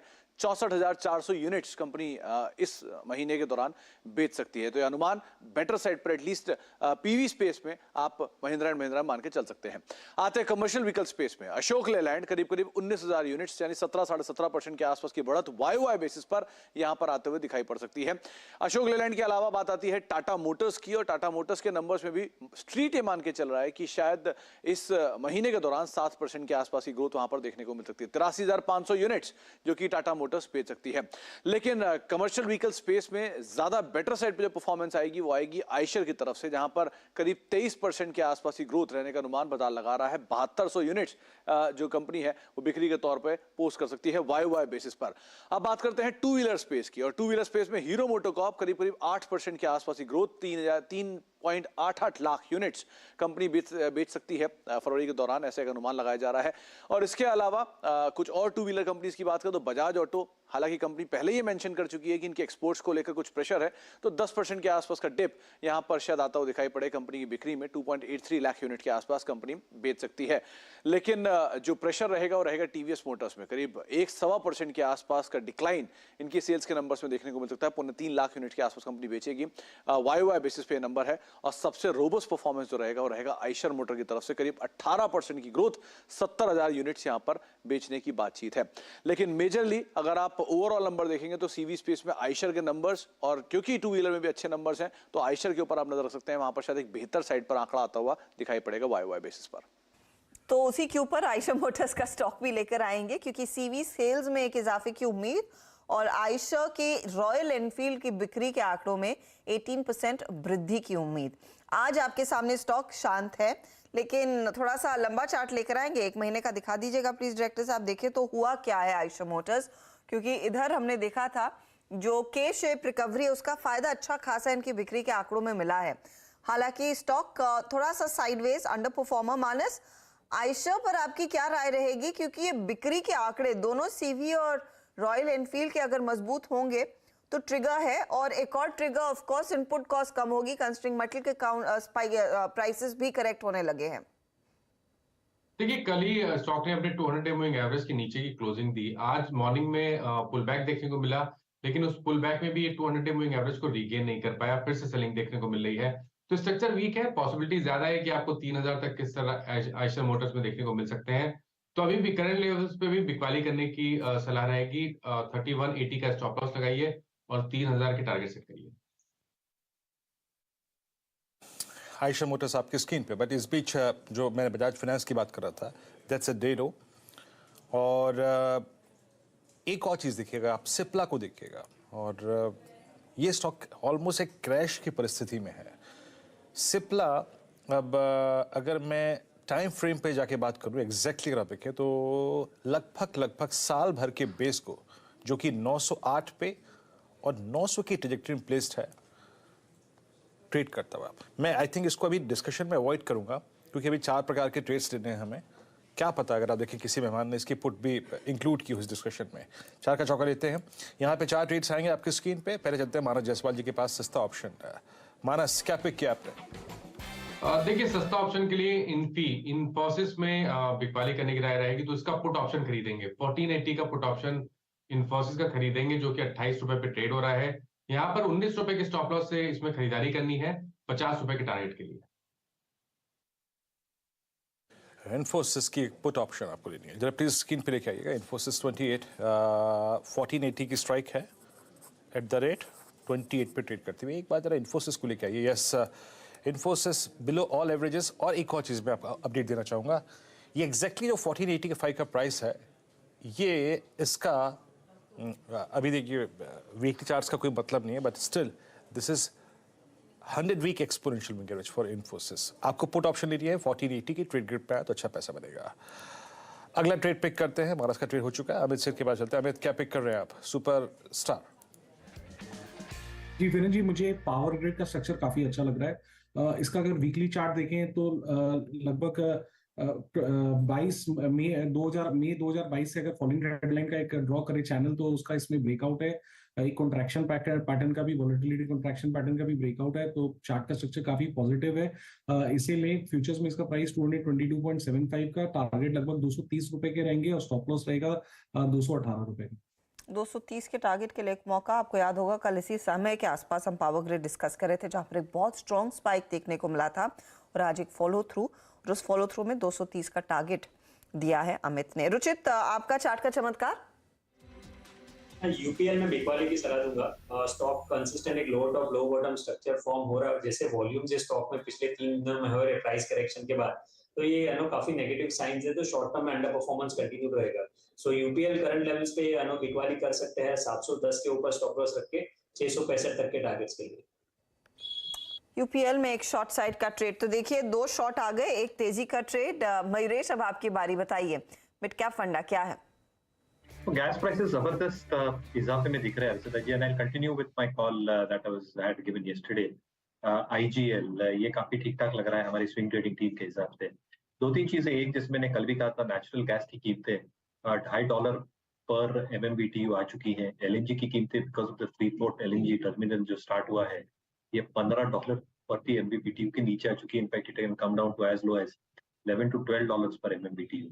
दूसरी चीज, आई थिंक अगर आप गैस मिक्स देखें, जो ये सोर्सिंग करते हैं, हर 6 महीने में एक रीप्राइसिंग होती है, and the next repricing should be at lower level, क्योंकि लोअर लेवल पे हो सकती है, आई थिंक एक पास थ्रू हो सकता है, जिससे वॉल्यूम्स बोथ CNG और PNG यूसेज में जबरदस्त तरीके से बढ़ सकते हैं। एट द सेम टाइम क्योंकि इनपुट कॉस्ट घटेगी, जो रिपोर्टेड एबिटा पर SCM है, इसमें एक इजाफा देखने मिल सकता है अगले तिमाही से अगले कुछ क्वार्टर्स के लिए, जो अर्निंग्स को सहारा देगा। और जो मार्जिन्स में कंप्रेशन हमने देखा था because of higher gas stroke LNG prices पिछले कई तिमाहियों में, I think the worst should be probably behind us. ये इफेक्टिवली फ्री कैश फ्लोस को अच्छा खासा सहारा देगा, और जो रिटर्न ऑन इक्विटी और रिटर्न ऑन इन्वेस्टेड कैपिटल है कंपनी के लिए, I think that should create a huge amount of operating leverage with improving volumes, improving EBITDA and very low leverage on to the balance sheet. तो हमें लगता है, I think बहुत कम spaces बचे हैं जहाँ पे एक लॉजिकल ट्रेड स्टॉक इन्वेस्टमेंट हो सकती है। I think city gas distribution एक ऐसी स्पेस हो सकती है because of this macro factors. 490 का लक्ष्य, 422 का स्टॉप लॉस। क्लियर डिस्क्लेमर, ये स्टॉक मेरी पर्सनल होल्डिंग है नहीं, क्लाइंट्स को रेकमेंड जरूर किया, क्लाइंट्स के पास हो सकता है। IGL एक स्टॉक जो रेकमेंडेड है क्लाइंट्स को, और 490 तक के लेवल्स देखने को मिल सकते हैं। एक प्रेफर्ड बाय जो मयूरेश इनफैक्ट कल भी आइडेंटिफाई कर रहे थे। चलिए फटाफट आपके लिए वो स्टॉक्स रिकैप कर देते हैं। पहला ट्रेड था सस्ता ऑप्शन मानस की तरफ से, इन्फी का पुट लेने की सलाह। 1480 का पुट लेकर चले, 50 का टारगेट इन्होंने इस ट्रेड में दिया। 28 के आसपास ये ट्रेड कर रहा है इस समय। पावर ग्रिड फिर बाय साइड की तरफ आया है। FNO सुपरस्टार के रूप में अमित सेठ ने पिक किया है। 230 का टारगेट, स्टॉप लॉस 218 का लगाए। फिर रुचित लेकर आए यूपीएल का सेल कॉल, वीकनेस है काउंटर में और 665 तक ये वीकनेस इस स्टॉक को लेकर जा सकती है। 710 का स्टॉप लॉस लगाएंगे आप। और IGL में एक बाय कॉल, 490 का टारगेट मयूरेश दे रहे हैं। ये है 4 का चौका। कुछ और ट्रेड्स आपकी स्क्रीन पर देखिए। मार्केट कोशिश कर रहा है फिर से 17,300 की तरफ बढ़ने की, लेकिन 100 पॉइंट का भार बना हुआ है। मिड कैप्स 150 पॉइंट ऊपर, तो मार्केट की जो चाल है उसमें ज्यादा डायरेक्शनली कुछ बदलाव नहीं देखने को मिला है। लगा था कि एक रिवर्सल आ रहा है, लेकिन फिर गाड़ी अटक गई है। और निफ्टी बैंक भी बीच में काफी अच्छी रिकवरी दिखा रहा था, मुझे लगा ये शायद अब थोड़ी सी अपनी चाल और मजबूत करेगा, लेकिन 4200 के आसपास निफ्टी बैंक इस समय ट्रेड करता हुआ। तो कुछ और ट्रेड्स आपकी स्क्रीन पर लेकर आते हैं, और बहुत दिनों बाद इंडिया मार्ट रेडार पर आ रहा है। अमित सेठ, इस पर अगर आप एक बार नजर डालें, 4754 के लेवल्स 2% ऊपर है। ओपन इंटरेस्ट रजिस्ट्रेशन आज करीब 5% का हुआ है। हालांकि ये स्टॉक अगर आप ध्यान दें पिछले कुछ महीनों में इसने ज्यादा कुछ करके नहीं दिया है। ऐसे एक दो मूव्स आते हैं और फिर स्टॉक में हम देखते हैं कि साइडवेज मूवमेंट। देखिए 3 महीनों में एट द मोस्ट 9-10% तक के गेन्स देखने को मिले हैं। शांत trade versus what used to happen in 2021 वाले साल में। अब करंट लेवल्स पर आपकी क्या राय रहेगी? जी हर्षदा मैम, स्टॉक अपने रेजिस्टेंस पे एक अच्छा बिल्डअप कर रहा है। 4900, 4850, 4900 इसका एक रेजिस्टेंस है। पिछले 9 से 10 दिनों में जिस हिसाब से कंसोलिडेट कर रहा है, ये अपनी सप्लाई यहाँ पे अब्सॉर्ब कर रहा है, तो एक ब्रेकआउट यहाँ पे पेंडिंग है। लेकिन अगर एक बार स्टॉक 40 मोमेंटम इसमें काफी स्ट्रांग है, 4875 के ऊपर ब्रेकआउट जरूर यहाँ पे एक अच्छा खासा ब्रेकआउट बनता है। इन द मीनवाइल अगर किसी की लॉन्ग पोजीशन है तो डेफिनेटली इसमें बने रहे। इसमें अपसाइड टारगेट्स ओपन है लगभग 4900, 4950 के, तो लॉन्ग इसमें बने रहे विद स्टॉप लॉस ऑफ लगभग 4760 का। ओके, हमारा आपकी स्क्रीन पे करीब करीब 4829 पे 84 रुपये ऊपर ट्रेड कर रहा है। अच्छा, मैं निफ्टी बैंक के कुछ ऑप्शंस लोकेट करने की कोशिश कर रहा था। मैं ट्राई करूंगा, अगर कुछ देर में कोई ऑप्शन ट्रेड मिलेगा तो निफ्टी बैंक पे जरूर सजेस्ट करूंगा, क्योंकि निफ्टी बैंक फ्रेंकली स्पीकिंग अपने 40,000, 40,100 और 40,200 इन 3 पुट राइटर्स के कन्वर्शन को at least for the timing hold कर रहा है। निफ्टी 17,291। अब जरा कुछ और स्टॉक्स लेके आइए जो कि थोड़ा सा बैकफुट पे आ रहे हैं। Let's bring doctor Reddy's. ये बैकफुट पे आके ट्रेड करता हुआ और 4332 और गजब की, अगर आप देखें सप्लाई, गजब की सप्लाई। एक तो हमारा ऐसी कैंडल्स को देख के आपका जो होल्डिंग होती है ना, लॉन्ग टर्म होल्डिंग, उसका कन्विक्शन भी हिल जाता है। इतनी स्ट्रॉन्ग कैंडल, सारे एवरेजेस एक ही सेशन में वॉलेट कर देना, मानस एग्जैक्टली हो क्या रहा है? क्या ये 42, 41, 50 की ट्रैजेक्टरी की तरफ मूव कर रहा है? आपका टेक डॉक्टर रेड्डीज पर? देखिए, अभी करीब 2-3 हफ्ते पहले हमने यहाँ पर बाइंग देखी थी, लेकिन उस बाइंग में 100 वीक मूविंग एवरेज के ऊपर डॉक्टर रेड्डीज नहीं निकला। और ये जो 100 वीक मूविंग एवरेज है, मेरे ख्याल से जनवरी 2022 से लगातार वहां पर स्टॉक रेजिस्टेंस फेस कर रहा है, और इस बार भी उसी जगह रेजिस्टेंस फेस किया और फिर गिरावट देखने को मिली। लेकिन इस बार का निगेटिव पॉइंट ये है कि अब स्टॉक अपने 200 डे मूविंग एवरेज के नीचे ट्रेड करने लगा है, तो आप उम्मीद कर सकते हैं कि वापस हमें 4200 तक के स्तर देखने को मिल सकते हैं। तो यहाँ से 125 पॉइंट की मंदी और देखने को मिल सकती है। और अगर वीकली चार्ट पे जाएंगे तो जो 200 वीक मूविंग एवरेज है, वहां पर मल्टीपल टाइम डॉक्टर रेड्डीज ने सपोर्ट लिया है, तो वही टारगेट रहेंगे 4200 या 4175। वहां पर आपको टारगेट सेट करने हैं। कभी कोई उछाल मिले तो वहां पर आपको शॉर्ट करके चलना है, और आपके जो स्टॉप लॉसेस हैं वो 4400 के ऊपर के रहेंगे।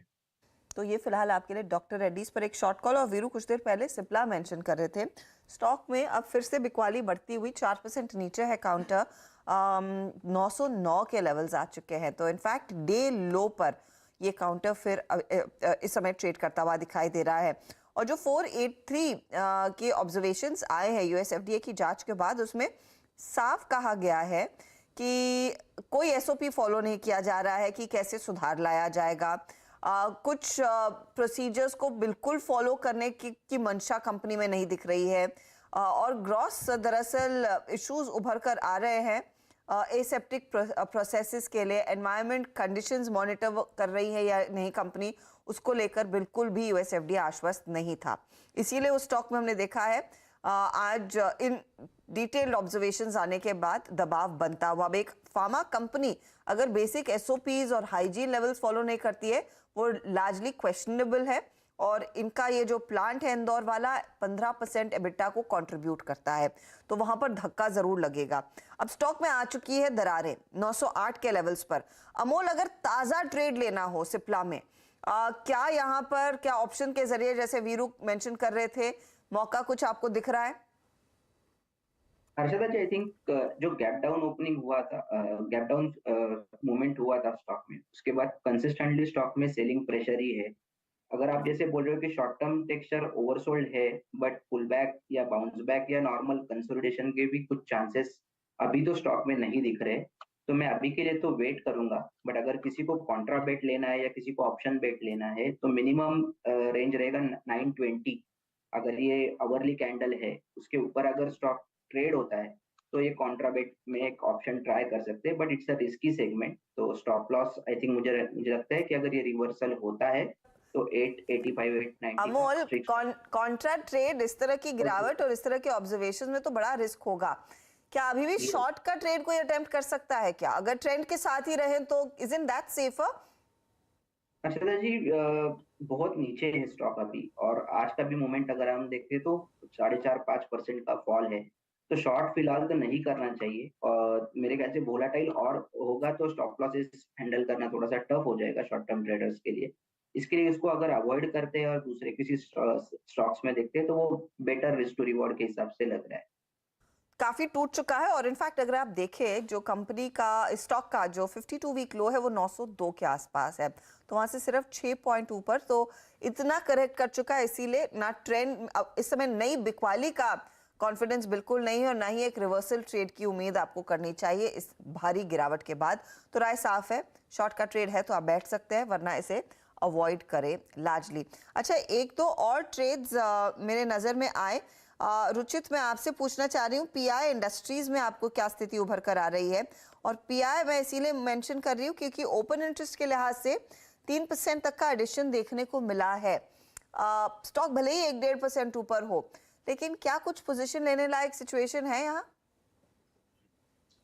थोड़ा और डिक्लाइन पे मिलता है तो वहां पे रिस्क रिवॉर्ड रेशियो फेवरेबल बनेंगे। पिछली बार भी जब ये स्टॉक 3000 से 2950 की रेंज में आया था तो वहां पे एक अच्छा सपोर्ट बेस बना था, जहां से हमने 3400 तक का एक मूव देखा था।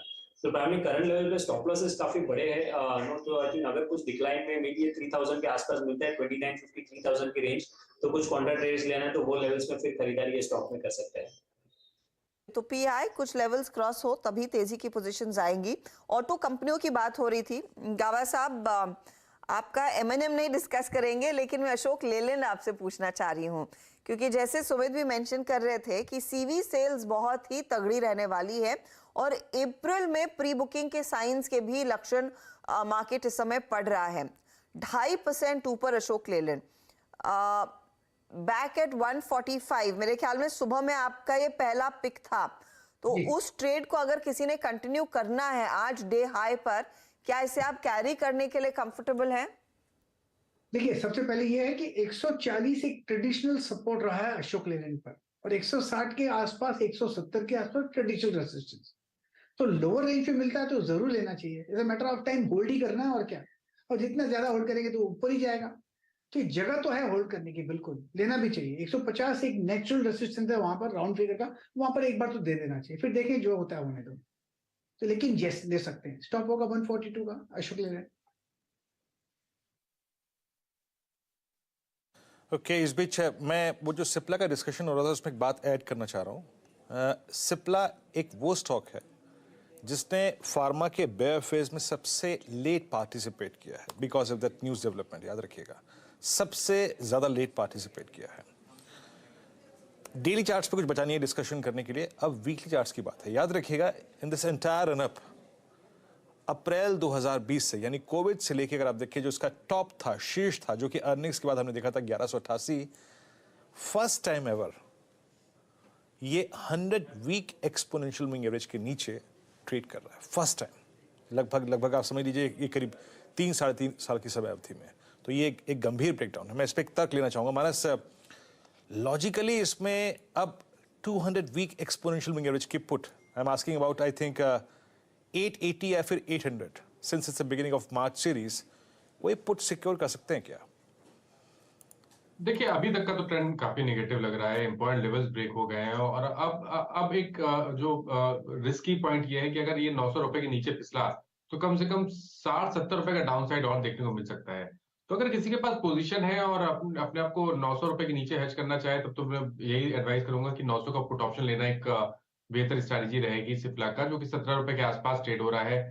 वहां पर आप खरीदारी कर सकते हैं। स्टॉप लॉस आपके 9 रुपए के नीचे रहेंगे, लेकिन चांसेस बहुत ज्यादा है कि इस ऑप्शन के भाव आपको 40 से 45 रुपए के बीच में देखने को मिल जाएंगे।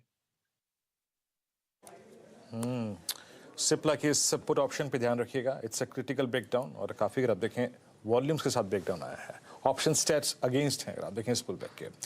चलिए थोड़ा सा फंडामेंटल नोट पे बातचीत करते हैं। Let's talk about, I think, बाजार को कैसे अप्रोच करना चाहिए आपको इस डिप में। और 17,300 250 ऑलमोस्ट आप ट्रेजेक्टरी में आ चुके हैं। सुदीप बंदोपाध्याय हमारे जुड़ चुके हैं। सुदीप जी नमस्कार, कार्यक्रम में स्वागत है। पेन काफ़ी है, और जिस नोट पे हमने इस मार्च सीरीज की कमेंसमेंट किया है, शुरुआत की है, उसमें F2 की यानी FIs की प्लेसमेंट सुदीप जी बहुत नेगेटिव है। मेरे ख्याल से अक्टूबर, नवंबर, दिसंबर, जनवरी, फरवरी, मार्च सबसे ज्यादा आउटस्टैंडिंग नेट शॉर्ट लेके बैठे हैं FIs। रोज करीब करीब 2,000-2,500 करोड़ रुपए का लिक्विडेशन। आप कैसे अप्रोच कर रहे हैं? पहली बात, यहां से डाउनसाइड कितना देख रहे हैं आप?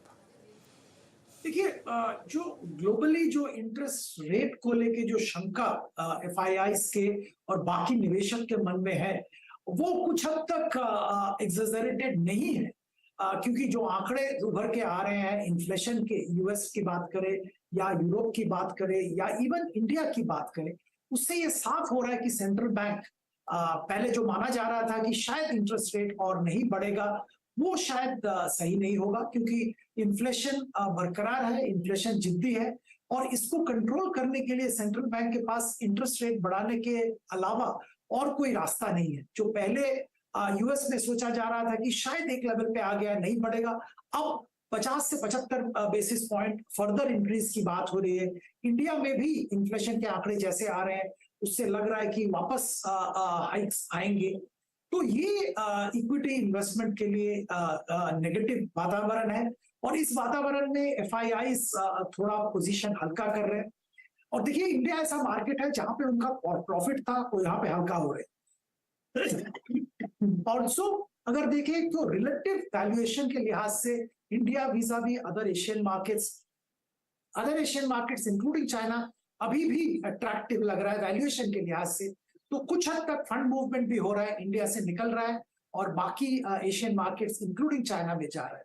तो ये दोनों जो फैक्टर्स है ये FIIs के आंकड़े में रिफ्लेक्टेड है और नेगेटिव व्यूज है। और क्योंकि FIIs बेच रहे हैं, हमारे जो दिग्गज काउंटर्स है, अगर रिलायंस की बात करें, BFSI की बात करें, IT की बात करें, जहां पे FIIs का सबसे ज्यादा होल्डिंग है, वहीं पे बिकवाली देखने को मिल रहा है। और क्योंकि इन सेक्टर्स का, इन स्टॉक्स का इंडेक्स में वेटेज भी ज्यादा है, इंडेक्स भी गिर रहा है। अब आपकी जो सवाल था कि निवेशक को क्या करना चाहिए या कहाँ क्या देख रहे हैं, तो हम लोग तो ये मानते हैं कि शायद एक अच्छा अपॉर्चुनिटी मिल रहा है जो लंबी अवधि के निवेशक है उनके लिए।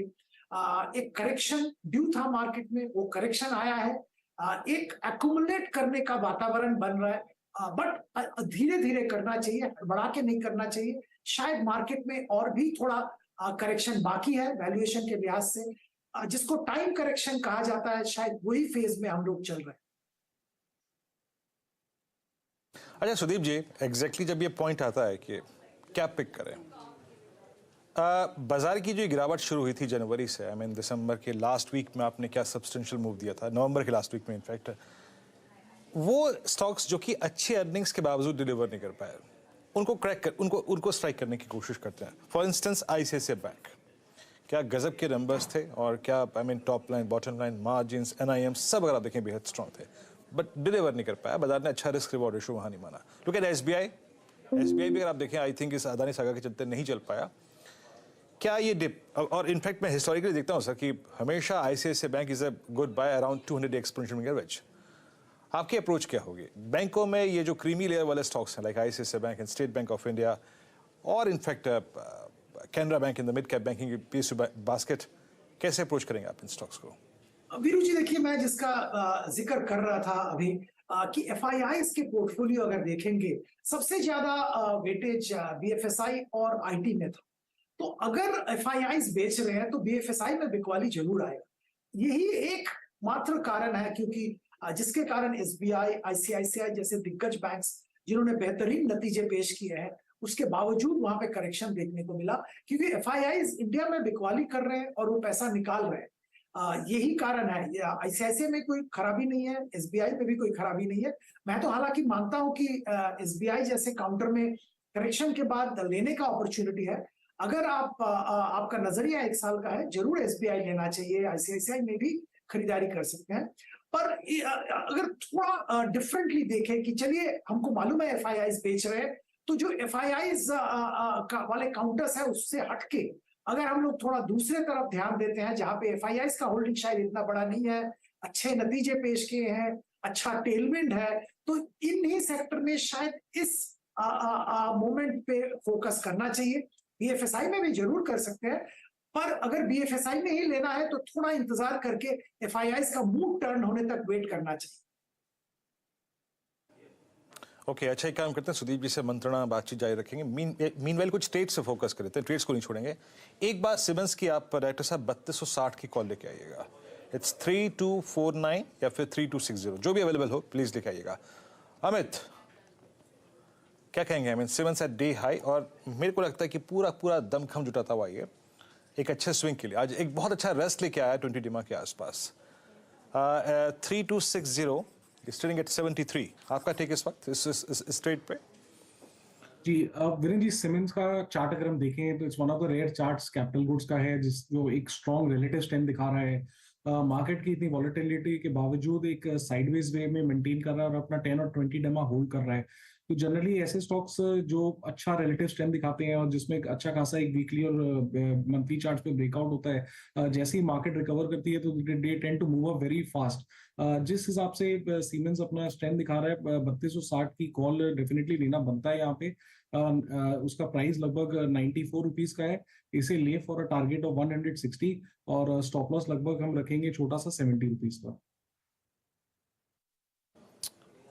वाकई अगर आप देखें सिमेंस बड़ा मूव देता हुआ है। इट्स 3260, क्या वर्टिकल राइज आया।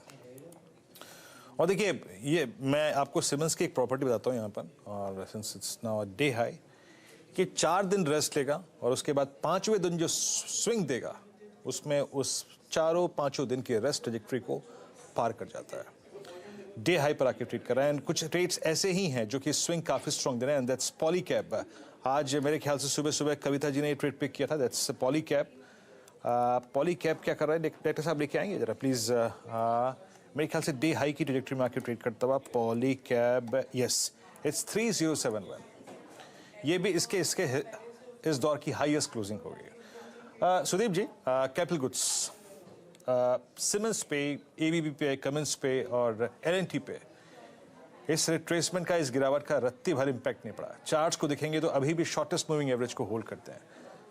अभी इस क्रीमी लेयर के साथ रहें, कमिटेड रहें, या फिर पैसा बन चुका है तो निकालना चाहिए, या फिर थोड़ा सा इंफ्रास्ट्रक्चर में ही मिड कैप की कुछ कंपनियां जो आपके जहन में आती हों, अगर आप सजेस्ट कर सकें। जी वीरू जी, मैं 2 चीज यहाँ पे बताऊंगा। पहली बात तो है, मैं इसी की तरफ इशारा कर रहा था कि जहां पे अच्छा टेलविंड है उसी जगह पे ध्यान देना चाहिए इस माहौल में मार्केट के, और उसमें लार्सन एंड टुब्रो एलएनटी में हम लोगों का फोकस है। निवेशक को लेने के लिए कह रहे हैं और अभी भी इस लेवल पे भी निवेश करने की सलाह देंगे। 2-4 मुख्य कारण है, जैसे मैंने बोला टेलविंड है, कंस्ट्रक्शन इंफ्रास्ट्रक्चर पे सरकार की तरफ से बहुत बड़ा कैपिटल एक्सपेंडिचर होने वाला है, बजट में भी इसका ऐलान किया गया है। और एलएनटी ने अपना वर्किंग एफिशिएंसी, कैपिटल एफिशिएंसी सब बढ़ाया है। जो वेस्ट एशिया में हाइड्रोकार्बन रिलेटेड ऑर्डर्स भी इनके पास है, डोमेस्टिक ऑर्डर्स की तो कमी नहीं है। तो ओवरऑल यहाँ पे जरूर खरीदारी की जा सकती है एलएनटी में। और अगर छोटे मझोले इंफ्रास्ट्रक्चर रिलेटेड कंपनीज की बात करें तो वहां पे भी अच्छे खासे पिक्स नजर में आ रहे हैं और वहां पे भी खरीदारी की जा सकती है। यहाँ पे हमारी फोकस उन्हीं कंपनी पे होगी जिनका बैलेंस शीट क्लीन है और जहाँ पे ऑर्डर की भरपूर ऑर्डर है, एग्जीक्यूशन स्किल्स अच्छा डेमोन्स्ट्रेट किया है। जे कुमार इंफ्रा, केएनआर कंस्ट्रक्शन जैसे कंपनी करंट लेवल पे निवेश किया जा सकता है।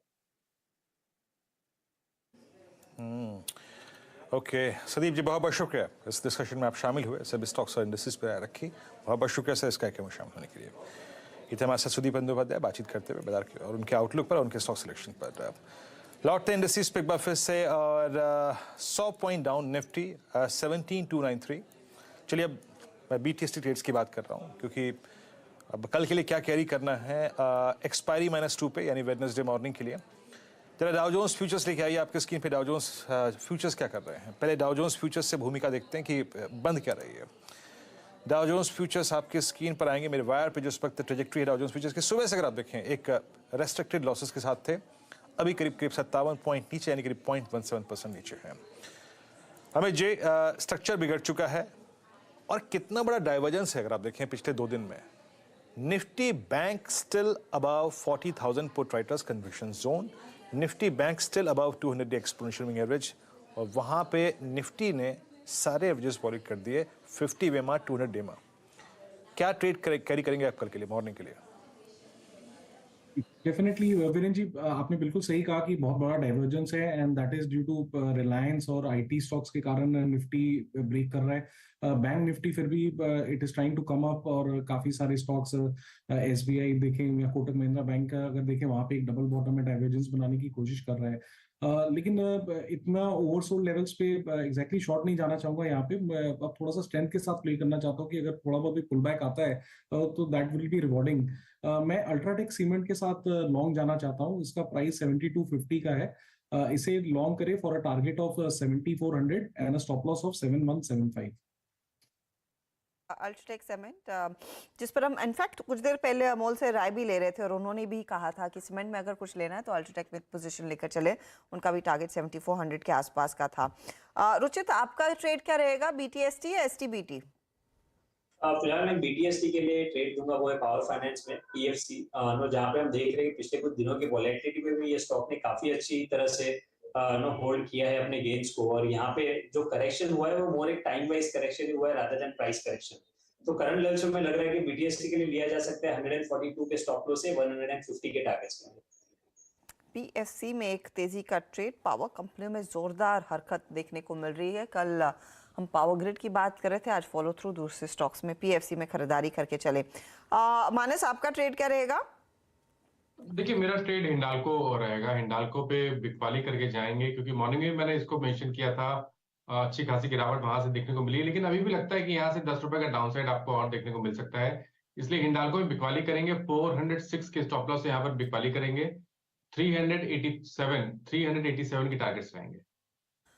तो हिंडाल्को में गास जो सेल कॉल है वो कंटिन्यू करेंगे। 387 के लिए बिकवाली का ट्रेड 3% टूट चुका है काउंटर। कावा साहब, तेजी या मंदी? तेजी, और वो है जेएसडब्ल्यू एनर्जी। ट्रेड करा है 235 पर, स्टॉप होगा 229, टारगेट 250। JSW energy. सुरेश, आपका ट्रेड कुछ आपने आइडेंटिफाई किया है? मयूरेश? जीएनए एक्सेल्स पे ध्यान दीजिए, क्योंकि आई थिंक ऑटो एंसिलरीज की जब आप बात कर रहे हैं, मुझे लगता है अगर एक प्योर मोमेंटम बीटीएसटी टाइप्स 2-3 दिन का ट्रेड करना हो तो मुझे लगता है आई थिंक वॉल्यूम एक्टिविटी काफी ठीक ठाक रही है। मैनेजमेंट की कमेंट्री इज पॉइंटिंग आउट की जो डिमांड बनेगी स्पेसिफिकली ई एक्सेल्स की तरफ, that can have a huge से in terms of volumes going forward. Return on equity 15% के आसपास ये कंपनी डिलीवर कर पाती है कंसिस्टेंटली। और जहां तक ईपीएस का सवाल रहा है, अगर मैं पूरे पिछले वर्ष का एक ईपीएस देखूं तो 41-42 रुपीज के आसपास था। 9 महीने में ऑलरेडी देव सरपास दैट। 45 रुपए की ईपीएस ऑलरेडी आ चुका है। You can probably call that as a base effect, but commentary is probably pointing out कि सेकंड हाफ में रिकवरी अच्छी हो सकती है। तो अगर एक शॉर्ट टर्म मोमेंटम ट्रेड चाहिए तो शायद जीएनए एक्सेल्स। जीएनए एक्सेल्स अगर देखिए 893 पे आपका बाय है, आपकी स्क्रीन पे डी हाई की डायरेक्टरी मार्केट ट्रेड करता हुआ इट्स 24 रुपए ऊपर का ट्रेड कर रहा है। अच्छा, इस बीच जरा एक बार आप यूपीएल लेके आइए। ट्रेड्स पूरे हो चुके हैं, मैं यूपीएल पे आना चाहूँगा। 694, क्या गजब का क्रैश है। और एक तरफ आप एसआरएफ रखिएगा, और एसआरएफ में हमने कल के क्रैश देखा था और आपकी स्क्रीन पे इट्स 2170। बट जो यूपीएल का चार्ट है ना, वो ज़्यादा क्लियर वर्डिक्ट दे रहा है। मतलब एक रेंज जो बहुत ब्रॉड थी वो थिन हुई एंड फाइनली एक क्रैक। मानस, आपका टेक क्या होगा 693 पे? कोई पुट ऑप्शन यूपीएल की सिक्योर करनी चाहिए क्या? और अगर ये 690 वॉलेट हुआ तो क्या व्यू बनता है आपका? देखिए, एक ट्रायंगुलर फॉर्मेशन बन रहा था और उसके लोअर बैंड पे ही एग्जैक्टली ट्रेड कर रहा है, और मेरा समझना है कि अब इस लोअर बैंड को अगर ब्रेक किया, 690 के नीचे निकला, तो आपको शायद 70-80 रुपए का डाउन साइड जरूर देखने को मिल सकता है। और पैटर्न डेली चार्ट में क्लियरली वीक है, तो उसमें कोई डाउट नहीं। चांसेस बहुत ज्यादा है कि 690 के लेवल्स ब्रेक होंगे, तो पुट ऑप्शन ही खरीद के जाएंगे। 690 वाला पुट ऑप्शन लेंगे, जिसके भाव माफ करिएगा, इसके ऑप्शंस में आई थिंक लिक्विडिटी नहीं है, मेरे को प्राइस नहीं दिख रहा है। तो मैं स्टॉक पे व्यू देता हूँ। स्टॉक पे व्यू नेगेटिव है। आप उम्मीद कर सकते हैं कि यहाँ पर सबसे पहले तो 650 और उसके बाद 610 तक के भाव आपको देखने को मिल सकते हैं। तो बिकवाली करने की सलाह रहेगी। करंट लेवल्स पे स्टॉप लॉस लगाएंगे 711 का, करंट लेवल्स पे बिकवाली करेंगे। ओके, तो करंट लेवल्स पर बिकवाली करने की सलाह। 610 तक जा सकते हैं स्टॉक प्राइस, 2% नीचे। अच्छा, वैसे कई ऐसे दिग्गज हैं जिनमें गहरे दरारें आ रही हैं। ONGC आपकी स्क्रीन पर लेकर आएंगे। वैसे सुबह से ही कमजोर था, लेकिन अब 2% के नुकसान पर 151 का लेवल आ चुका है, डे लो पर है ये। टाइटन भी आज डे लो के आसपास ही 2368, डे लो था 2371, तो अचानक वहां पर एक स्लाइस आया है। और टेक महिंद्रा, निफ्टी आईटी की बात करें, एक बार निफ्टी आईटी का इंडेक्स आप दिखा दीजिएगा, क्योंकि वहां पर आप देखेंगे तो अभी भी कुछ प्रेशर पॉइंट्स देखने को मिल रहे हैं। 240 अंक नीचे ये टेक महिंद्रा, HCL टेक जैसे काउंटर्स में बिकवाली की पोजीशंस बनती हुई। इन्फोसिस पर तो वैसे ही पहले ही सेल कॉल आ चुका है। अब TCS का भी हाल देखेंगे तो एकदम फ्लैट है ये। ये जो नई बिकवाली टेक महिंद्रा HCL टेक में आ रही है, क्या इंडिकेट कर रही है आपको अमित? क्या शॉर्ट यहाँ पर ओपन है तो कैरी करें? जी अर्शिता मैम, HCL टेक का अगर हम स्ट्रक्चर देखें तो इट हैज गिवन अप अपना 50 डेमा। ट्रेजेक्टरी इसकी डाउनवर्ड है और वॉल्यूम काफी स्ट्रॉन्ग है, तो मुझे लगता है जिस हिसाब से क्रैक हमने इन्फोसिस में देखा है, आने वाले दिनों में इसमें भी 1 से 2 दिनों में क्रैक आ सकता है। And stock is headed for लगभग 1050 से 1040 के लेवल से। अगर किसी की शॉर्ट पोजीशन है तो बने रहे विद स्टॉप लॉस ऑफ लगभग 11 रुपीज। तो ये फिलहाल एक सेल साइड का ही trade. HCL tech, tech Mahindra सभी कमजोर हैं और इनफैक्ट आईटी कंपनियां कल भी रेडार पर रहेंगी। वीरू, दरअसल नैस्कॉम जो इंडस्ट्री बॉडी है, उनकी वो एनुअल प्रेस कॉन्फ्रेंस होने वाली है और वहां पर स्ट्रेटेजिक बातें होती है कि किस तरह के टाई अप्स, क्या ट्रेंड्स देखने को मिल रहे हैं। लेकिन ये जो पूरा हायरिंग का मामला है, स्पेशली कल परसों में इसकी हम काफी चर्चा कर रहे थे, डिमांड एनवायरनमेंट की जो सिचुएशन है उस पर भी कुछ खुलासा होता हुआ दिखाई दे सकता है। तो उस पर्सपेक्टिव से भी कल और आज इंपॉर्टेंट रहेंगे दरअसल टेक्नोलॉजी काउंटर्स के लिए। जी हाँ, और हर्षिता जानती है, मैं आज सुबह जब निफ्टी की कमेंट्री दे रहा था उसमें मैंने एक बात जानबूझ के लिखी थी कि the entire structure of Nifty depends upon Nifty IT. क्यों? उसका एक कारण था। आपको याद है हर्षिता, जब आप TCS की अर्निंग्स को कवर करने के लिए गई थी, मेरे ख्याल से ये 14 या 16 तारीख की तारीख थी, निफ्टी आईटी 13th, 14th और 15th ऑफ जैन को शूट अप हुआ था। उस वक्त क्लस्टर ऑफ मूविंग एवरेजेस आ रहे थे वहीं पर ही, और उसके बाद हमने एक स्विंग देखा करीब 31,600 तक का। आज का इंट्राडे लो निफ्टी का जो है, जो कुछ देर पहले लगा था निफ्टी आईटी का, that's exactly 100 day exponential moving average. यानी लास्ट ड्यू एवरेज जो निफ्टी आईटी का है वो है 100 डे में, जो कि प्लेस्ड है करीब 29,600 पे। यानी निफ्टी आईटी एक बड़े ब्रेकडाउन या फिर एक बड़े पुल बैक की तैयारी कर रहा है। और जैसे कि आपने कहा, इट्स इवेंट काफ़ी क्लोजर है। मेरे ख्याल से ये इंडेक्स आगे के आने वाले कुछ सेशन में निफ्टी की चाल तय करेगा। याद रखिएगा, आज का लो एग्जैक्टली इसका last due average 100 day exponential moving average है। और वीकली चार्ट्स पे कन्वर्ट करूं तो करीब 29,500 के जोन में इसका 20 वीक एक्सपोनेंशियल मूविंग एवरेज आता है। खैर, अब एक बार मार्केट ब्रेथ लेके आइए। मार्केट ब्रेथ क्या कह रही है? और इस प्राइस डैमेज के साथ जहां पे आपको शायद लगेगा कि निफ्टी आईटी में, निफ्टी बैंक में कोई डैमेज नहीं हुआ, निफ्टी में काफी सिवियर डैमेज हुआ है, काफी खराब क्लोज की तरफ बढ़ते हुए। ब्रेथ को देखते हैं। सुबह सुबह 98 लॉन्ग्स थे और शॉर्ट लॉन्ग अनवाइंडिंग मात्र 2 में थी। सुबह जो ब्रेथ थी काफी ठीक ठाक थी डेरिवेटिव्स में। अगर आप इस वक्त की ब्रेथ को देखें, वो थोड़ी सी नाजुक है और जो आईटी ने मूड बिगाड़ा है उसका एक क्लियर कट रिफ्लेक्शन है ये ब्रेथ। लिख आइए, लॉन्ग शॉर्ट और लॉन्ग अनवाइंडिंग और साथ ही साथ शॉर्ट कवरिंग, ये आंकड़ा आपकी स्क्रीन पे आएगा।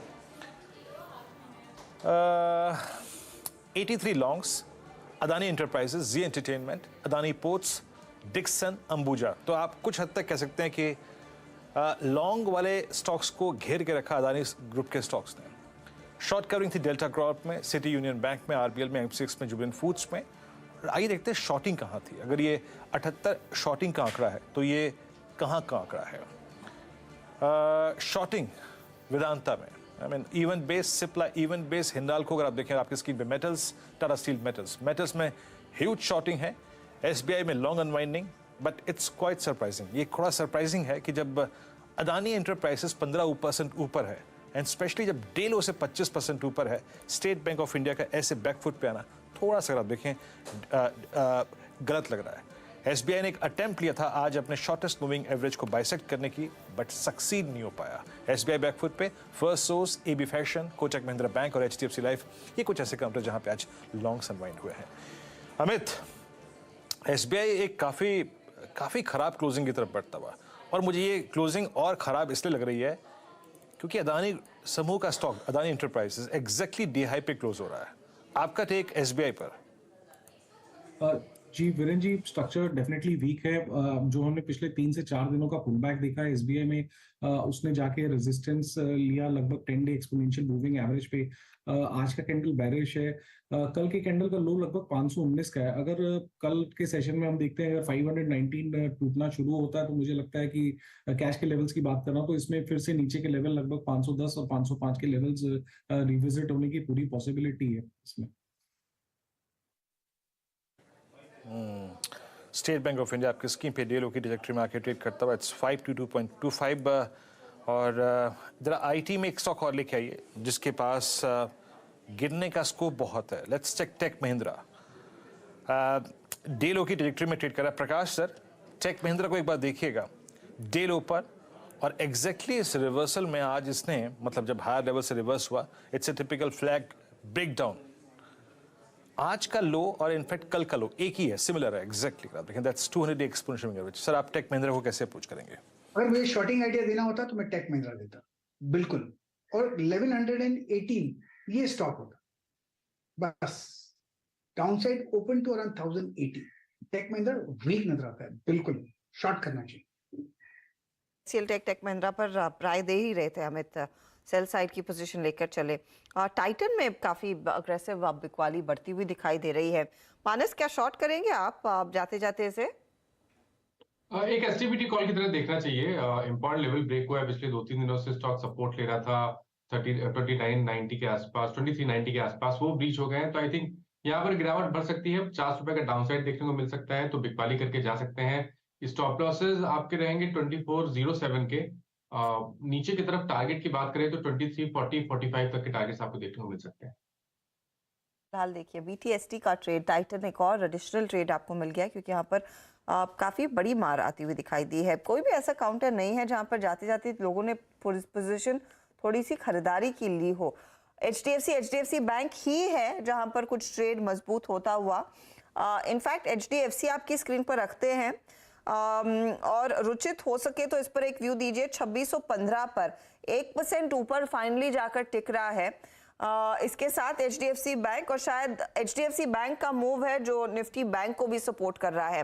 लेकिन HDFC to be the pointed stock in question. यहाँ क्या संकेत क्या है? ये संभालेगा मार्केट को? मोस्ट इंपॉर्टेंटली आई थिंक अगर पिछले 1-1.5 महीने में देखें तो स्टॉक ने ब्रॉड रेंज में ट्रेड किया, जहां पे 2750-2770 की रेंज में जब स्टॉक आया तो वहां पे बिकवाली दिखी, और नीचे 2550, 2570 ये एक अच्छा सपोर्ट है। इनफैक्ट पिछली बार भी जो करेक्शन आया था उसमें 2550 और 70 की रेंज में स्टॉक ने सपोर्ट लेके बाउंस दिया था। फिर से सेम रेंज से आज अटेम्प्ट हुआ है स्टॉक में एक पुलबैक मूव का।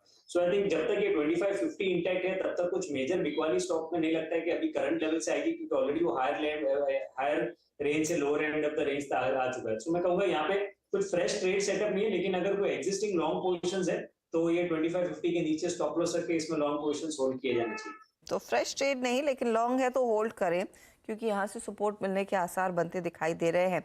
इंटरेस्टिंग है। इनफैक्ट एक बार निफ्टी बैंक के कंट्रीब्यूटर स्क्रीन पर लेकर आते हैं क्योंकि निफ्टी बैंक 6 पॉइंट ऊपर आ चुका है, पॉजिटिव टेरिटरी में क्लोज दिखा रहा है। तो अचानक इसको ऊपर खींचा, और ऊपर खींचने का काम किसने किया? एचडीएफसी बैंक ने किया है मेरे ख्याल में। साथ ही साथ आप गौर करेंगे तो कोटक महिंद्रा बैंक का भी एक अच्छा खासा सपोर्ट, ये देखिए एचडीएफसी बैंक 85 पॉइंट कंट्रीब्यूट कर रहा है इस पूरी रिकवरी में, और कोटक भी उसके पीछे थोड़ी बहुत तेजी दिखा रहा है। HDFC versus HDFC bank. Amit, अगर आपने इस समय फ्रेश ट्रेड लेना है जो शायद कल भी काम करे, किस तरफ स्लांट है?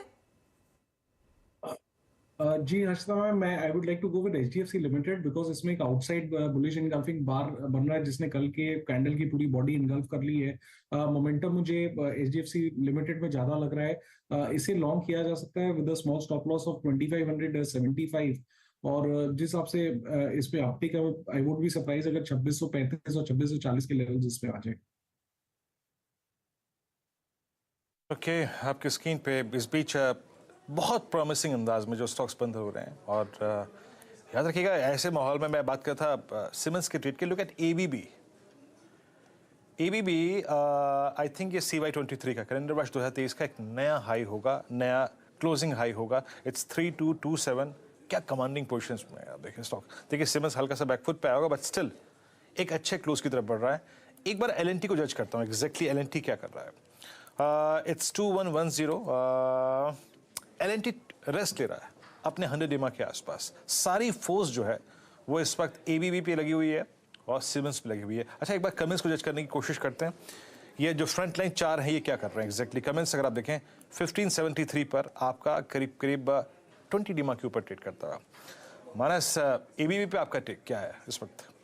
देखिए, एक फ्लैग पैटर्न का ब्रेकआउट है, और मेरा समझना ये है कि इस फ्लैग पैटर्न के ब्रेकआउट पे जिस तरह के वॉल्यूम देखने को मिले हैं, आई थिंक यहाँ पर अंडर आउट परफॉर्मेंस कंटिन्यू होना चाहिए। 3375 तक के आपको स्तर पोजिशनल बेसिस पे देखने को मिल सकते हैं, तो एक पोजिशनल ट्रेड लेना चाहिए। करंट लेवल्स पे भी अगर आप खरीदारी कर रहे हैं तो 3150 के नीचे आपको स्टॉप लॉस रखना है, लेकिन टारगेट बड़े सेट करिए 3375 के आसपास के। तो ये फिलहाल ABB में एक अच्छा खासा स्विंग, और इनफैक्ट इस पर चर्चा आप लोग कर ही रहे थे वीरू, जहां पर Cummins, ABB and the likes की बात हो रही थी। तो ये कैपिटल गुड काउंटर्स हैं जहां पर थोड़ा बहुत शेल्टर ढूंढा गया है और वहां पर तेजी हुई है। एक और काउंटर वैसे मेरे रेडार पर था, इसको नोट किया मैंने। अब आज का मूव लेके जाना है या नहीं, ये आप बताइएगा please Ruchit. Doctor Lal path lab 8% का हुआ है एडिशन। स्टॉक मेरे ख्याल में 3-4% ऊपर है, नो 2.5 से 3% ऊपर है। क्या आपकी सलाह होगी, कैरी करें या अभी के अभी निपटा लें? आई थिंक चांस लेना चाहिए कैरी करने का, क्योंकि काफी समय बाद ये स्टॉक में लॉन्ग फॉर्मेशन दिखे गए जहां पे प्राइस मूव OI के इंक्रीज से सपोर्टिव है, और स्टॉक ने ऑलरेडी एक प्राइस वाइज करेक्शन दिखा चुका है। सो अगर इवन रीसेंट करेक्शन के मिनिमम रिट्रेसमेंट्स भी देखते हैं तो कुछ रिट्रेसमेंट लेवल जो स्टॉक में 2060 के आसपास आ रहे हैं। सो आई थिंक 2050-2060 के लेवल्स आप ये स्टॉक में एक्सपेक्ट कर सकते हैं। तो अगर पोजीशंस अगर किसी ने ली हो तो ये स्टॉक को कैरी फॉरवर्ड करना चाहिए 2060 के टारगेट्स के लिए। अब एक काम करते हैं, ट्रेड्स को यहाँ करते हैं समाप्त, करते हैं क्लोजिंग की तैयारी। अब है क्लोजिंग की बारी। 4 मिनट शेष। निफ्टी आपके स्क्रीन पे अगर डैमेज को देखें, इट्स सिवियर डैमेज। आज Nifty from its 200 exponential moving average, याद रखिएगा 17570 पे आपका 200 EMA प्लेस्ड है, यानी अप्रॉक्सीमेटली आप 270 पॉइंट नीचे 200 EMA के नीचे क्लोज हो रहे हैं।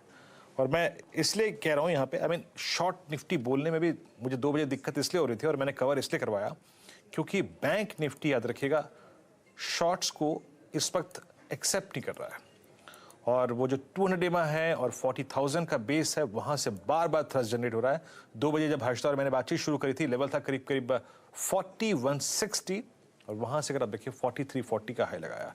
तो बैंक निफ्टी याद रखिएगा अभी थोड़ा सा 200 EMA को रिस्पेक्ट कर रहा है। क्या अच्छा रहा? स्ट्रॉन्ग और कमांडिंग पोजीशन में याद रखिएगा कैपिटल गुड्स, जिसमें आपका सिमेंस, जिसमें आपका ABB, जिसमें आपका कमेंस बहुत स्ट्रॉन्ग रहे। अदानी ग्रुप के स्टॉक्स आज एक कंप्लीट रिवर्सल था, और जिसे कहते हैं ना मैंने टेक्निकल चार्ट्स पे, क्या ये कैंडल रिवर्सल था? Yes, exactly. यानी प्राइस खुला कल के बार के नीचे और उसके बाद पूरा रिवर्स हो गया। आई थिंक मेरे स्क्रीन पे भी वॉल्यूम बार नहीं, बट स्टिल कल मैं डिस्कशन करूंगा। बट सारे के सारे अदानी ग्रुप के स्टॉक्स में सब्सटेंशियल रिकवरी थी। ACC में थी, अंबुजा में थी, और एक थीम और जो कि काफ़ी अच्छी रही, दैट्स क्रूड, और क्रूड से रिलेटेड कंपनियां, बर्जर पेंट्स, एशियन पेंट्स। याद रखिएगा बर्जर पेंट्स ने आज अपना 50-day exponential moving average bisect किया, and same is the case with Asian paints. Asian paints पे मेरी नज़र काफ़ी सेशन से है। मैं आपको कह रहा हूँ कि एग्जैक्टली एक स्ट्रॉन्ग बेस क्रिएट कर रहा है। आज इसका क्लोज आया 20-day एक्सपोनेंशियल मूविंग एवरेज के ऊपर। तो ये कुछ थे मजबूत कड़ी, लेकिन एक कमज़ोर कड़ी आज की सबसे जो कोई रही तो वह है निफ्टी IT पोस्ट 16 Jan 23। ये सबसे खराब क्लोजिंग है at its last due average 100-day exponential moving average. Harshada, over to you. जी हाँ, क्लियरली हमने देखा है कमजोरी देखने को मिली है आज के दिन across the board, pockets of weakness, लेकिन मिड कैप इंडेक्स यहाँ पर करीब 240 अंकों की बढ़त पर हम जाकर दिन को छोड़ रहे हैं। तो वहाँ पर कुछ ट्रेंडिंग काउंटर्स थे जिनमें से इनफैक्ट आप देखिएगा bank of India, Karnataka bank जैसे छोटे टिकट साइज के स्टॉक्स में कुछ तेजी बनती हुई दिखाई दी। कैथलिक सीडियन बैंक, यूको बैंक, तो वो छोटे पॉकेट्स ऑफ बैंक थे जहां पर तेजी देखने को मिली है। लेकिन आप देखिएगा ये सारे स्टॉक्स जहां पर एक्शन रहा, सबसे ज्यादा चर्चा 2-3 स्टॉक्स की हुई है आज, वो आपकी स्क्रीन पर लेकर आते हैं। आज के जो बड़े स्टॉक्स ऑफ द डे थे, पहले तो आपका वेदांत आएगा क्योंकि आज इसमें एक बड़ा नीजक रिएक्शन बनता हुआ दिखाई दिया। स्टॉक 6.5% नीचे जाकर टिका है। मैनेजमेंट की तरफ से कुछ क्लैरिफिकेशन आया लेकिन दबाव फाइनली देखने को मिला है। इसके ठीक सामने आप रखिएगा पेटीएम का शेयर, जहां पर कल थोड़ी बहुत खरीदारी देखने को मिली थी लेकिन आज ये 8% टूटता हुआ दिखाई दिया था। इंट्राडे में 5% फाइनल क्लोज पर आ रहा है। यहाँ पर अपडेट ये था कि सॉफ्ट बैंक और एंड फाइनेंशियल शायद सेकेंडरी मार्केट में या फिर किसी ब्लॉक डील के जरिए स्टेक अपना बेचते हुए दिखाई दे सकते हैं। 600 रुपए के आसपास वो स्टॉक जाकर टिका है। आज की इस क्लोजिंग में एक और चीज़ है जो दरअसल मार्केट को थोड़ा बहुत नीचे खींच रही है, वो है रिलायंस इंडस्ट्रीज। उसकी तरफ से भी हमने देखा है खासा प्रेशर रहा है आज और कल में। आज फिर करीब 2% तक का दबाव 2316 के आसपास। लेकिन सहारा किसका मिला? HDFC और HDFC बैंक, इनमें कुछ रिकवरी आई, इसीलिए निफ्टी बैंक कोशिश कर रहा है कि पॉजिटिव टेरिटरी के काफ़ी करीब आए। HDFC आपके सामने और HDFC बैंक भी आधे से 1% की बढ़त पर। अब आपके लिए लेकर आएंगे हीट मैप, जहां पर आपको साफ दिखेगा इन स्टॉक्स की वजह से आज मार्केट ज़्यादा पिटा है। तो स्क्रीन लार्जली लाल ही है। बिक्वाली का दबाव मेटल काउंटर्स में खासा था, वेदांत की बात कर रहे थे, लेकिन आप देखिए हिंडाल्को 3% नीचे, JSW स्टील में बिक्वाली का दबाव, वहां पर टाटा स्टील भी करीब 2% नीचे रहा। तो ये मेटल्स की कड़ी कमजोर थी। जाते जाते रिलायंस इंडस्ट्रीज में 2% का प्रेशर आया तो ONGC भी 2% टूटता हुआ दिखाई दिया है। यही नहीं, IT कंपनियां जो वीरू मेंशन कर रहे थे, tech Mahindra, HCL tech, Infosys, सब में सेल साइड की पोजीशंस देखने को मिली है। और सिप्ला, डॉक्टर रेड्डीज जैसे काउंटर्स में भी ब्रेकडाउन। तो ना फार्मा और ना ही IT चल रहा है, तो सपोर्ट के लिए वैसे डिफेंसिव्स कुछ है नहीं। तेजी की तरफ क्या रहा? ऑटो कंपनियां, ऑफ कोर्स M&M जैसे काउंटर्स, मारुति जैसे काउंटर्स में खरीदारी देखने को मिली। टाटा मोटर्स जैसे स्टॉक्स में खरीदारी देखने को मिली। कल बिक्री के आंकड़े आना शुरू हो जाएंगे। अदानी पोर्ट और एनर्जी और यहाँ पर एंटरप्राइजेज में हमने देखा है तगड़ा स्विंग बैक, 4 से 5% तक का इजाफा देखने को मिला है। तो ये है आपकी क्लोज 17,313 पर फाइनली जाकर हम टिके हैं, जहां पर कल आपको याद होगा इसी लेवल के आसपास जाकर मामला टिका था।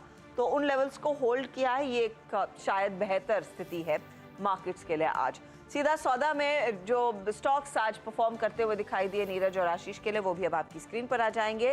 तेजी वाले काउंटर्स है, देखिए NHPC 3% ऊपर, इंडस टावर 3.25% ऊपर, GMR एयरपोर्ट में 1% का इजाफा, रेन इंडस्ट्रीज 1.25% भागा है।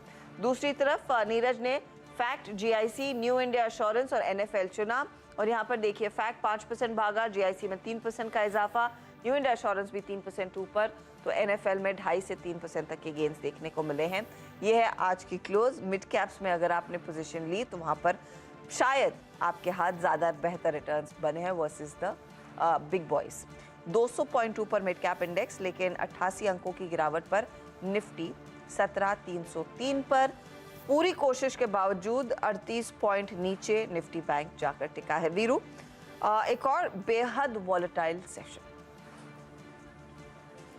जी हाँ, बहुत वोलेटाइल सेशन। और ये जो दिक्कत का सबब है ना हर्षदा, वो है अब ये डाइवर्जेंस। कल से सुबह जब आप उठेंगे और बात करेंगे तो निफ्टी बैंक को लॉन्ग करेंगे या निफ्टी को शॉर्ट, ये सबसे बड़ी दुविधा होगी। खैर, उस दुविधा को भी सुलझाने की कोशिश करेंगे। कल सुबह फिर मुलाकात होगी हमारी आपसे, मेरी, हर्षदा की, आशीष की और नीरज जी की सुबह मॉर्निंग कॉल में। तब तक के लिए नमस्कार।